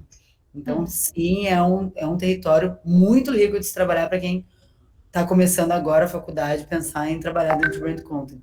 A gente tem até uma lógica, né, que é assim, que a gente coloca uma sequência que é experiências físicas, reais, geram conversas sociais, as pessoas falam sobre aquilo, e isso vira conteúdo, isso vira brand content. Então, a gente sempre tenta fazer com que nossos conteúdos venham, de fato, de uma vivência interessante para as pessoas, ou que gere alguma coisa de verdade, não seja só, enfim, um conteúdo feito para a marca, que você vai lá, né, enfim, faz um vídeo TV, etc., mas que não tem uma vivência. Então, o nosso processo, ele faz com que também isso seja um pouco mais otimizado, né, à medida que você tem mais shared media, né, mídia compartilhada, as pessoas mais falam sobre isso é, de certa forma, compartilhado desde o momento de produção e tudo mais. Uma pergunta agora para a Milena. Tu falaste da atenção à questão da acessibilidade. Poderias falar mais um pouco sobre as ações que já realizaram nesse sentido? Quais foram os desafios? Então, da acessibilidade, começou muito assim, né? Essa coisa de... Eu estava produzindo trabalho com mulheres cegas, e aí todo mundo falava assim, não, faz radiodoc, porque radiodoc é áudio, pessoas cegas, áudio. E aí eu falava, não, tem que fazer audiovisual e acessível. E aí foi nesse contexto que a gente começou a produzir, a audiodescrição, por exemplo, que é pra gente um elemento muito rico dentro do roteiro, a discutir ele antes da finalização, né? Porque é tipo isso, o que acontece hoje em dia no Brasil com acessibilidade, com as leis que tem na Ancine, que os projetos, pelo menos os financiados, quando existia Ancine, pela Ancine, eles tinham que ter audiodescrição, Libras, Closed Caption e tudo mais. Você tem um filme pronto, e aí com o filme pronto, você manda para uma agência de acessibilidade e ela entrega aquele processo pronto. E aí a gente parte de um lugar de entender que não, que existe outra possibilidade, que não é só essa, que a outra possibilidade é de pensar isso ainda no roteiro, em produção, em construção. Então, é pensar a acessibilidade de um roteiro audiovisual antes de você ir para o set filmar, antes de você ir para a rua filmar. E aí a equipe que vai pensar essa acessibilidade, que geralmente é composta por um roteirista, um narrador e um consultor, que o consultor é uma pessoa com deficiência, se for de Libras, uma pessoa surda, se for uma pessoa cega, se for para pessoas com deficiência visual, que acompanhe já a temática, que acompanhe a produção, que vá sacando das coisas, para você não entregar aquilo no final e você ter um processo só de pós-produção, e sim durante a produção. Então, o Mulheres de Visão, ele aconteceu dessa forma. E atualmente a gente está em fase de roteiro de uma outra experimentação que chama Som da Pele, que é uma experimentação mais cara, que a gente ainda não conseguiu recurso, com realidade virtual em 360, e para trabalhar essa perspectiva da acessibilidade também dentro do roteiro. Então, é uma viagem maior em que você consegue sentir a música com arrepio, em que você tem um mundo, construção de mundos possíveis a partir de acessibilidade de um bar que tem tudo em braille e que tem intérprete de Libras. Então, assim, é muito de pensar essa acessibilidade. O que a gente fez até hoje é pensando ela já no contexto de produção e não só no contexto de pós, o que facilita para a gente, enquanto realizadores que pensam nessa questão, mas também para as próprias pessoas com deficiência que a gente tem convivido também. De que você tem uma diferença disso, assim, de quando você pensou isso na pós e de quando isso vem desde o começo sendo acompanhado dessa coisa de criar um repertório, de ter maior referência para poder traduzir aquilo, seja em Libras ou em audiodescrição. Entendendo não só como um elemento de tradução, mas como um elemento que pode fazer parte da própria linguagem estética que você está criando ali. E aí, a partir desse contexto, a gente faz isso com os vídeos institucionais também. Então, sei lá, agora a gente está produzindo um que é com a Marcela Cantuário, que é uma artista até do Rio, que estava pintando painéis lá em Cajueiro da Praia, e a gente está fazendo o vídeo institucional dessa relação. Ela é realmente perfeita. Dessa relação de como... E aí é isso, né? Um vídeo institucional poderia ser, vou acompanhar aqui a Marcela e pegar uma sonora com ela e com alguém que recebeu esse painel e uma pessoa do ICMBio. E aí a gente, não, vamos pensar como ela vai se relacionar com essa cidade, que é uma cidade pequenininha, que é uma cidade que tem... Como é que os elementos da cidade vão atravessar a pintura dela e como é que essa pintura dela vai atravessar o curta. E aí foi bem isso, assim, de... não, então vamos utilizar até a imagem que ela pode fazer com o celular dela. Não, chegou uma criança, sabe? Ela vai pintar com essa criança, então vamos ver essa relação aqui também. Então, esses elementos da nossa rotina documental, de documentaristas, que a maioria são, e da experimentação, vem para o nosso contexto de produção institucional. E aí a acessibilidade também está sendo pensada assim. Então, quem vai fazer a acessibilidade não foi no contexto de produção, mas já conhece a Marcela, já viu as obras, já conhece da cidade, e não só chegar para o roteirista e audiodescritor com um filme pronto e falar assim, faz aqui essa audiodescrição. E aí você... É uma coisa nossa também, assim, de querer acompanhar esse processo e querer que essa equipe que está lá na pós acompanhe o pré para ter essa imersão também e a gente ter com mais qualidade as coisas feitas, assim. E aí sempre levando junto, assim, eu acho que se a gente está construindo uma cena, assim, se eu perguntar aqui quem já assistiu um filme do Piauí, sabe? Eu não sei se alguém vai falar que já assistiu um filme do Piauí, sabe? A gente não tem uma cena audiovisual consolidada ainda, como Pernambuco, como Ceará, sabe? A gente tem filmes de grande repercussão desses demais estados que estão pertinho. Então, já que a gente ainda não tem essa cena tão consolidada, que a gente consolide ela, levando acessibilidade audiovisual, que os diretores e diretoras não sejam só os boys e brancos, que a gente tenha diversidade nesse contexto de produção, sabe? Então, é muito partindo desse lugar de levar junto.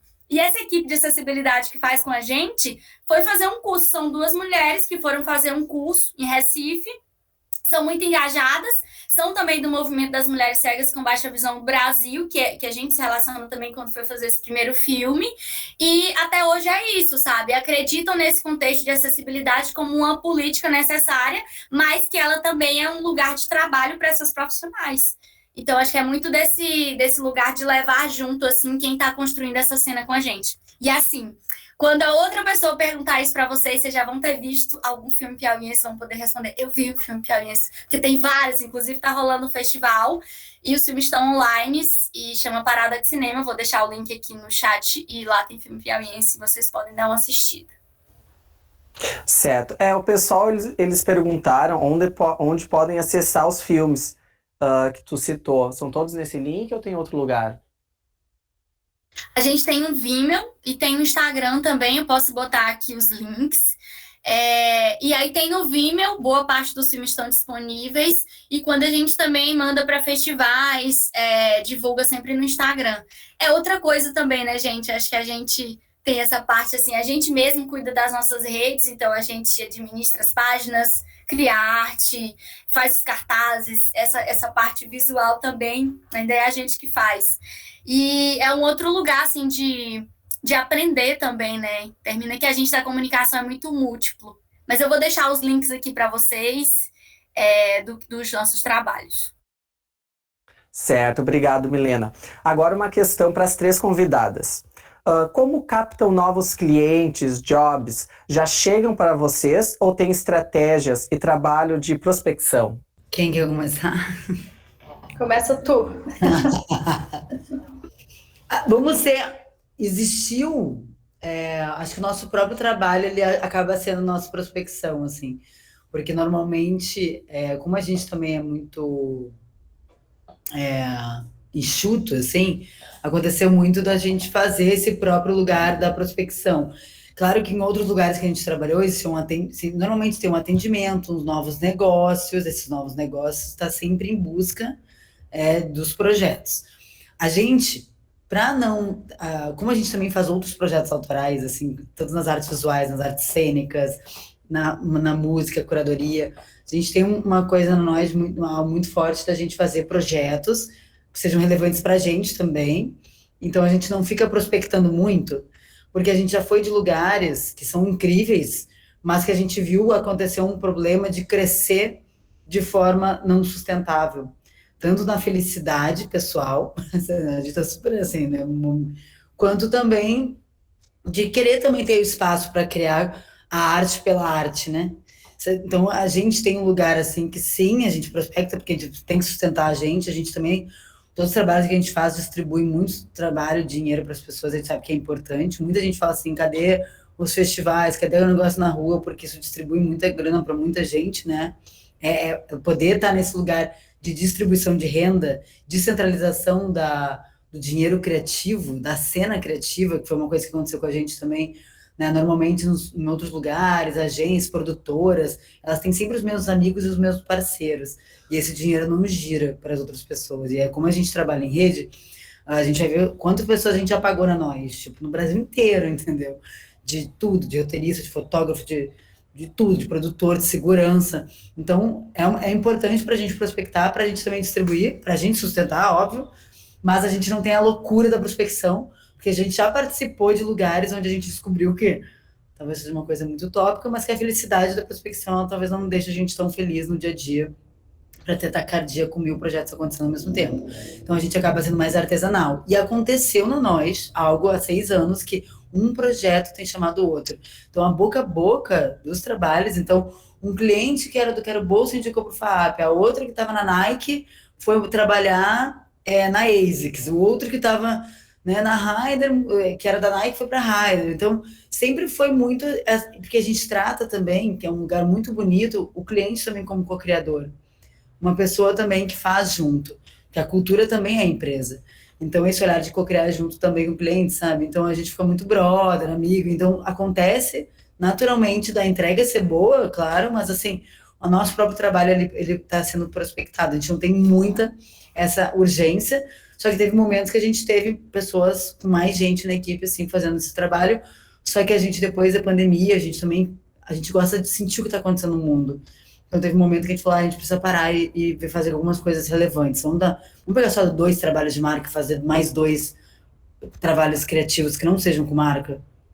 Para a nossa consciência também de vida como artistas, porque somos, também deixar a gente assim também com o coração aliviado, porque é muito difícil viver muita coisa no mundo e a gente também só fazer trabalho para a marca. É um pouco, a gente fala que é metade uma coisa, metade a outra, né? Não fica, vai trabalhando um pouco assim, até para a gente não ficar infeliz, né? Acho que a gente já teve muita taquicardia, a gente sabe que produção, cinema, comunicação, jornalismo, essa área de comunicação é frita. Se a gente deixar, a gente vira noite todo dia, se a gente deixar, a gente não para. Então, acho que tem um lugar aí de saúde mental também, que a gente se colocou como uma tensão de síndromes contemporâneas que a gente vive, e a gente também tenta falar sobre isso.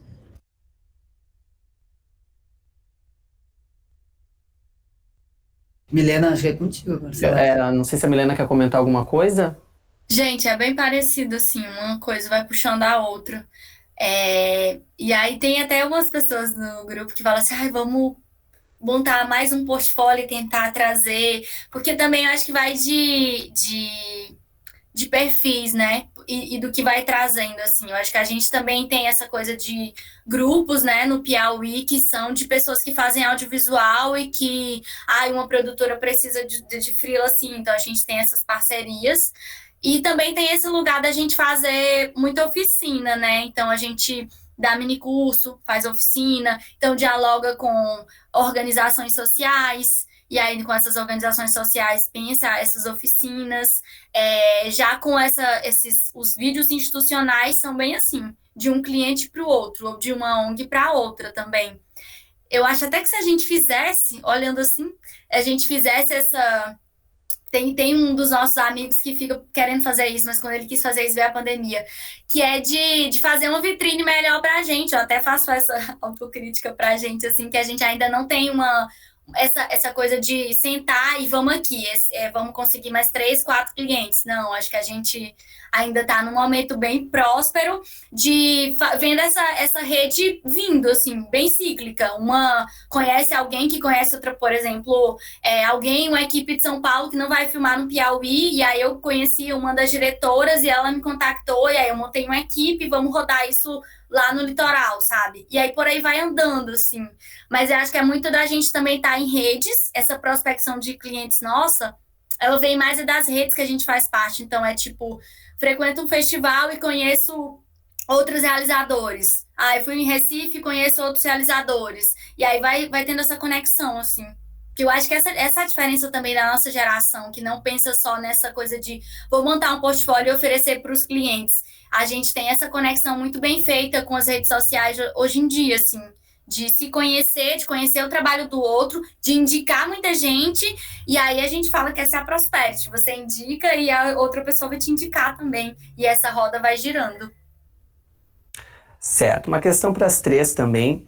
A cultura ESG é só uma moda ou é algo que realmente vai mudar a relação das marcas e do mercado com a questão de governança, sustentabilidade e diversidade?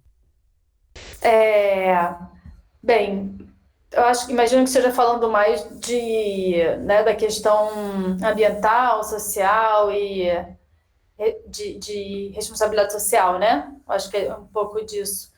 Isso. Na realidade, o que a gente vê muito nos nossos... É um pouco desse olhar de migrar. Eu não sei se é um pouco dessa pergunta que eu entendi, tá? Mas existia antes um olhar dentro de tudo que era social, dentro das marcas, das empresas, um pouco voltado para o que era, por exemplo, para ações que não era necessariamente conectado à marca, era conectado a uma necessidade do negócio. Então, eu preciso, né, neutralizar carbono, eu preciso investir de alguma forma para os meus stakeholders, para os meus investidores, né, para o meu relatório, mas não necessariamente aquelas ações, aqueles investimentos voltavam para uma construção de marca, né? Aquilo não era comunicado, tem um monte de marca que faz um monte de coisa, não necessariamente você nem sabe o que a marca faz, né? Essas grandes empresas.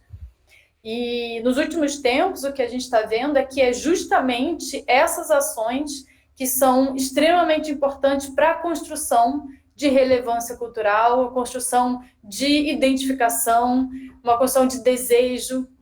Então, o que a gente vê é um pouco dessa migração, assim, entendeu? Da gente tentar juntar mais essas áreas das empresas para que tudo isso volte para a marca, para que tudo isso seja uma construção coletiva, para que a gente não tenha essa separação.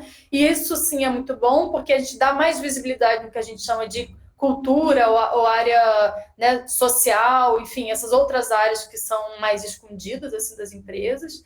E a gente acaba também, enfim, tendo mais verba, né, e fazendo isso crescer um pouco mais de relevância. Eu não sei se era mais ou menos essa pergunta, ou se... Não, era isso mesmo. Não sei se a Milena quer comentar algo sobre. Eu quero só uma coisinha, porque eu acho que isso vai ao encontro de que a gente tem algumas mudanças, assim. Eu acho que algumas, por exemplo, se a gente fala, sei lá, de relações de gênero, e de marcas que se preocupam com isso hoje em dia, ou que querem produzir conteúdo sobre. Essa coisa, assim, de pensar duas vezes antes de reproduzir estereótipos, sabe? Ou de não fazer isso só para vender, ou de fazer isso para impactar de fato. Eu sou muito esperançosa que isso não seja só uma fase, assim, que a gente tenha, assim, alguma duração disso, por ter uma geração que está contestando mais também o que consome e de onde vêm as coisas. Então, eu quero acreditar, né, que não é só uma fase. Eu também acho que não é uma moda. Eu acho que, assim, toda tendência tem uma contra-tendência. Então, todo movimento, quando ele vem forte, ele vem pancada. E a contra-tendência vem pancadona também, que é o que está acontecendo no Brasil agora com uma polarização. Então, no momento que começou a partir de 2012, ali uma descentralização de rede, de comportamentos no mundo, onde muitas pessoas começaram a se conectar, Primavera Árabe rolando, vários movimentos culturais acontecendo no mundo inteiro, e muita coisa de fato mudando, Obama no poder,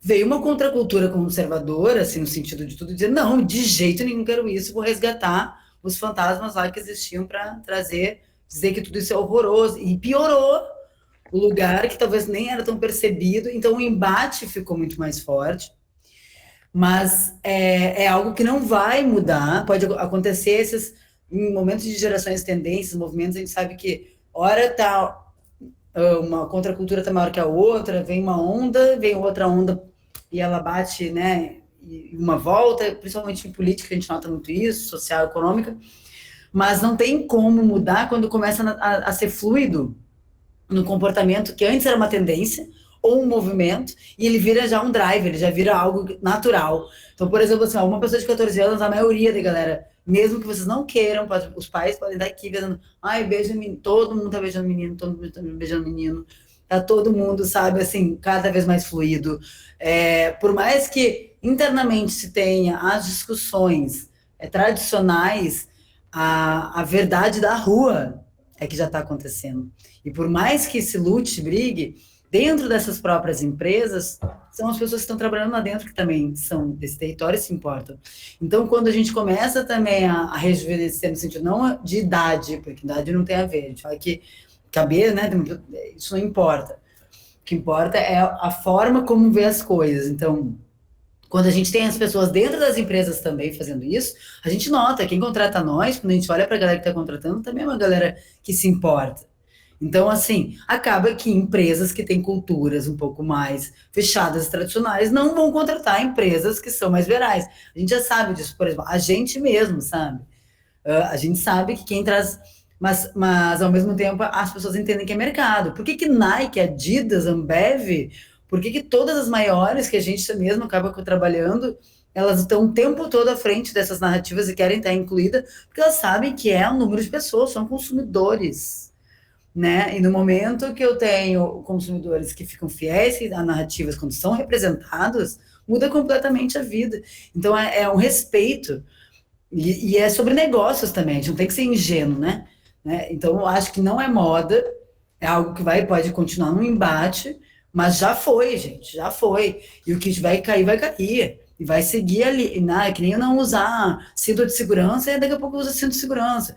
Aqui nas cidades mesmo, todo mundo dirigia muito bêbado, hoje em dia muita gente vai pro rolê já de Uber, é muito mais natural do que, né, me lembro quando eu era adolescente, assim, no Rio Grande do Sul, assim, ia para Santa Catarina, muita gente morria, hoje menos, assim, talvez, não sei, não tô tão por dentro, mas são coisas que mudam, comportamentos, por mais que eles demorem, né, 10 anos ele vai bater. O que acontece também com a tendência e contra a tendência em movimentos é que ela em algum momento ela tá na frente em determinado lugar, ela tá bem na ponta, enquanto no outro tá lá no final, ainda tá começando. Então a gente tem que ser muito cuidadoso e dizer, nesta cidade, neste território, nesse lugar, nessa casa, nessa empresa, ainda está começando a se falar sobre isso. E na hora de falar, existe uma articulação e uma forma de traduzir, que a comunicação tem um poder importantíssimo para isso. Como eu falo de feminismo sem ninguém entrar numa grande briga, como eu uso uma palavra, vou falar de LGBTfobia, e, tipo, a galera, como eu vou conversar sobre assuntos, trazendo empatia, traduzindo e dizendo, gente, somos humanos, cultura, tá tudo certo, convivemos, como vamos fazer essa troca? Para mim, assim, é o lugar, é o objetivo da comunicação, o propósito da comunicação hoje, não importa se é no cinema, se é nas artes cênicas, se é nas artes visuais, se é no jornalismo, enfim, a tradução, sabe? E ter esse lugar de propósito, de eu preciso fazer isso acontecer para melhor, eu preciso fazer isso acontecer para subir e não descer, sabe? Então, o jornalismo em si não pode ser o jornalismo contra isso. Acho que um dos lugares mais fortes que a gente tem agora de luta no jornalismo e na comunicação são as notícias fake. Então, a gente tem muitas batalhas aí para colocar em jogo que a área de comunicação, com certeza, consegue encabeçar. Porque comunicação é quem dita tendência, cinema é quem dita narrativa, séries ditam narrativas, comerciais ditam representatividade. Então, assim, se a galera da comunicação se junta, não adianta lutar contra. Então, tem esse lugar aí, digo aqui, já deixo aqui para os novos alunos, porque eu sou meio revolucionária, eu gosto desse lugar, gosto de pensar com amor e que a gente pode transformar o mundo através do que a gente faz. Não importa se eu estou no lado dos negócios ou estou na parte artística. Então, acho que a gente tem que sempre pensar, para que eu estou fazendo essa faculdade? Por mais que eu esteja trabalhando para alguém, como eu posso hackear para realmente trazer um propósito maior para tudo que eu faço? É meio isso. Não, e a gente trabalha também na ponta do maior desejo hoje em dia, né? Que é a criação de toda a linguagem estética, de tudo isso. Hoje em dia a gente tem uma geração que a primeira coisa, né, que se tem impacto, que considera, é a mensagem, é a tradução disso, é como isso chega nas pessoas, é a visão, é a escolha do design, é quem fala. Então, querendo ou não, né, essa faculdade, é esse lugar que se ocupa em qualquer empresa que for, de se traduzir essas mensagens. E isso é tudo um papel da escolha, né? A gente tem o poder de escolher quem vai fazer com a gente, do que vai ser feito, de como vai ser feito, tem o carinho, tem o cuidado. Então, enfim, né, se a gente quer mudança, a mudança também passa muito, não só do que, mas como isso está sendo, né, passado adiante, etc. Mas é isso. Ótimo. Bom, encerrando então a rodada de perguntas, eu faço a última, direcionada para as 3 convidadas. Poderiam nos dar dicas de como organizar os processos colaborativos, como juntar a galera e fazer os jobs saírem do papel? Vamos começar com a Milena. Ai, gente, primeiro, né, eu acho saber quem quer fazer as coisas também, porque essa coisa de juntar todo mundo para fazer tudo também não dá. Eu acho que é essa função, assim, de ver que pessoas estão interessadas naquela temática e que pessoas têm habilidades para aquela temática, sabe? E que pessoas estão dispostas a fazer aquilo, porque isso atravessa para além do financeiro para a gente. Tem projeto que envolveu mais de 20 voluntários e todo mundo até hoje divide todas as coisas boas que aquela produção gerou. E tem projetos que foram feitos com grana e envolveram 2, 3 pessoas. Então, isso vai variar. Mas eu acho que é pensar em grupos de interesse. Que grupos e que parceiros têm interesse nessa temática que você está trabalhando e nesse projeto que você quer fazer. E depois acionar, assim. Acho que acionar essas pessoas com não é bem um convencimento, mas é um chamamento para chegar junto, assim. E para a gente o visual, ele impacta muito, né? Então, eu tô querendo ter pessoas para trabalhar na montagem desse filme, então vamos tentar levar um teaser, sabe? Na hora de chamar essas pessoas. Tô querendo fazer um festival de acessibilidade, tá? Eu não tenho tanta referência, eu vou levar o festival que acontece em Recife e o de Natal, pra gente fazer um aqui, sabe? E aí leva referência daquilo. Então, eu acho que tem que, primeiro, convidar as pessoas, o não você já tem, então vai aí atrás do sim. E a segunda coisa é leve algo para mostrar, porque é muito importante isso, assim, ter uma referência de que projeto é aquele que você está querendo engajar as pessoas. E imagine você entra em qualquer coisa assim, sem saber nem o que é direito. Então, assim, eu acho que não. Então, tenta levar algo visual e palpável, assim. E hoje em dia, com a internet, você constrói portfólio e referências do que você quer construir. Nem que depois esse projeto vire outra coisa, mas para chamar as pessoas, as organizações, os parceiros para chegar junto, tem que ter algo mais de concretude do que aquilo pode se tornar. E a terceira coisa, assim, quando se quer engajar, por exemplo, organizações parceiras, né? É pensar um contexto de não só de aplicação de marca, né? Mas o que ela vai ganhar com aquilo, né? Não, então você vai estar ligada, sei lá, sua marca vai estar ligada a jovens cineastas emergentes, sabe? Sua marca vai estar ligada a um filme que está levando o nome do Piauí para outro canto, sabe? Então é pensar assim, que potências esse projeto tem que pode engajar essa pessoa, que não é só uma visibilidade de marca, mas é um lugar assim de que ela tá querendo, ela ou aquela organização tá querendo ocupar e ainda não sabe como chegar. Então vai por esse caminho. E não tem fórmula mágica também não, vai experimentando. E cuidem experimentar. Do nosso lado, eu ousaria dizer assim que a curadoria de pessoas é quase que a ferramenta essencial de um bom trabalho, né? Porque a gente tem um cuidado muito, como trabalho em rede, essa é a primeira curadoria que se faz, né? Quem vai estar no time, quem pesquisa contigo, quem está nas pontas, quem faz o design, né? A gente tem uma discussão sempre, uma novela para saber quem vai fazer o design, quem vai fazer o texto, porque a gente escolhe muito as pessoas que têm muita aderência com a temática, a mesma coisa que a Milena está falando, tem muita aderência, então ele já vem com uma carga de, nossa, que legal estar nesse trabalho, né? Eu gosto, eu não estou fazendo isso porque eu estou sendo obrigada a fazer isso, mas de certa forma eu também, né, faz sentido com a minha vida. E aí, quando a gente tem esse olhar para a curadoria de pessoas e tal, a gente consegue ter uma galera mais engajada, obviamente, só que a gente também dá uma hackeada no sentido, a gente tem uma pirâmide, né, que a gente escolhe pessoas, a gente faz sempre questão de ter umas pessoas variadas, por exemplo, tem pessoas insiders, né, que a gente fala que são pessoas que são pessoas que realmente são dentro do tema, são reconhecidas no tema, que são os alfas também. Quando a gente chama alfa, a gente pega a galera que é uma galera bem criadora das coisas, né?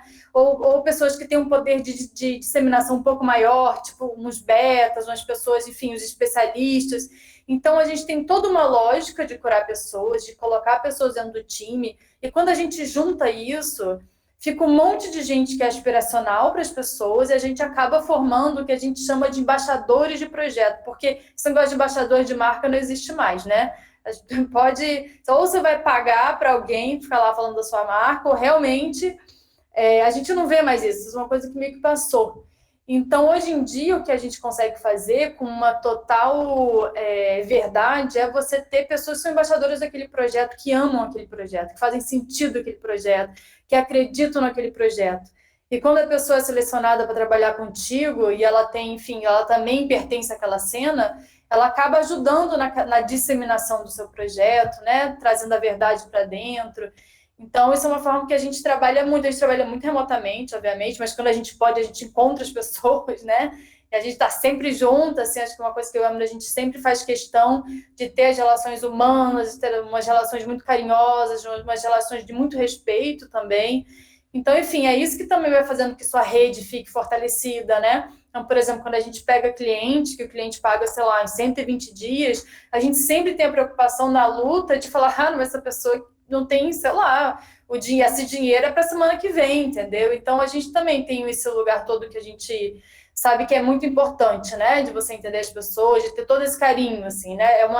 É realmente um trabalho de afeto dentro do processo que a gente faz, porque é um trabalho que a gente entende que as pessoas não são fornecedores, são parceiros e são pessoas que viram amigas depois que a gente sai na rua, vai beber, enfim, normalmente é um pouco desse... A gente sempre trabalha com pessoas que a gente acha também aspiracional, né, de alguma forma, então acaba que é isso. Mas eu acho que é isso. Então tá certo. Meninas, eu já agradeço muito a participação de vocês, mas antes de encerrarmos, eu passo a palavra para a professora Patrícia Schuster. João me bota nessas ciladas, assim, de última hora fala, né? Mas foi uma noite maravilhosa, tenho certeza que todos nós saímos daqui com muitas janelas, já que vocês falaram muito nessa expressão, abertas. Sobre a Lara e a Ana, eu queria dizer que vocês trazem uma perspectiva que não está muito próxima das nossas caixinhas. A gente tem muita dificuldade de introduzir a cultura na comunicação. Aí, em que pese, a gente não faz comunicação sem entender de cultura. Então, que bom a gente poder ver isso de uma forma tão concreta e de uma forma tão profissional, tão inteligente, tão iluminadora. Acerca da Milena, que traz a perspectiva do cinema, do Piauí, quando eu vi que o trabalho de vocês era desenvolvido a partir deste lugar, eu lembrei de algo que uma colega minha, durante o mestrado, dizia assim, ela é de Rondônia. Lá no Brasil, ou seja, vem de um lugar, fala de um lugar que não se enxerga. E o Piauí, a gente não tem o imaginário do Piauí. A gente não fala sobre o Piauí. O Jornal Nacional precisa ter uma catástrofe, alguma coisa de muita importância para o Piauí vir. Então, que bom que tem um cinema tão bacana vindo. Eu não sei se a Milena é piauiense, de fato. Eu sei que agora ela está no... Sim. Ai, que bom. Então, eu fico muito feliz com essa pluralidade, com essa experiência que vocês, de uma forma tão generosa, trouxeram para a gente. Vou aproveitar e vou fazer dois convites. O primeiro, na próxima sexta-feira, vai acontecer a mostra em cartaz, que são filmes que serão exibidos de forma híbrida. A gente vai fazer um momento presencial e também vai estar transmitindo de alunos que produziram aqui da universidade, que estão fazendo o curso de produção e mídia audiovisual. E nos dias 28 a 2 de dezembro, acontece o Festival de Cinema aqui de Santa Cruz do Sul. Então, fiquem ligados, todos que nos acompanham, um evento muito bacana que está indo aí para a sua...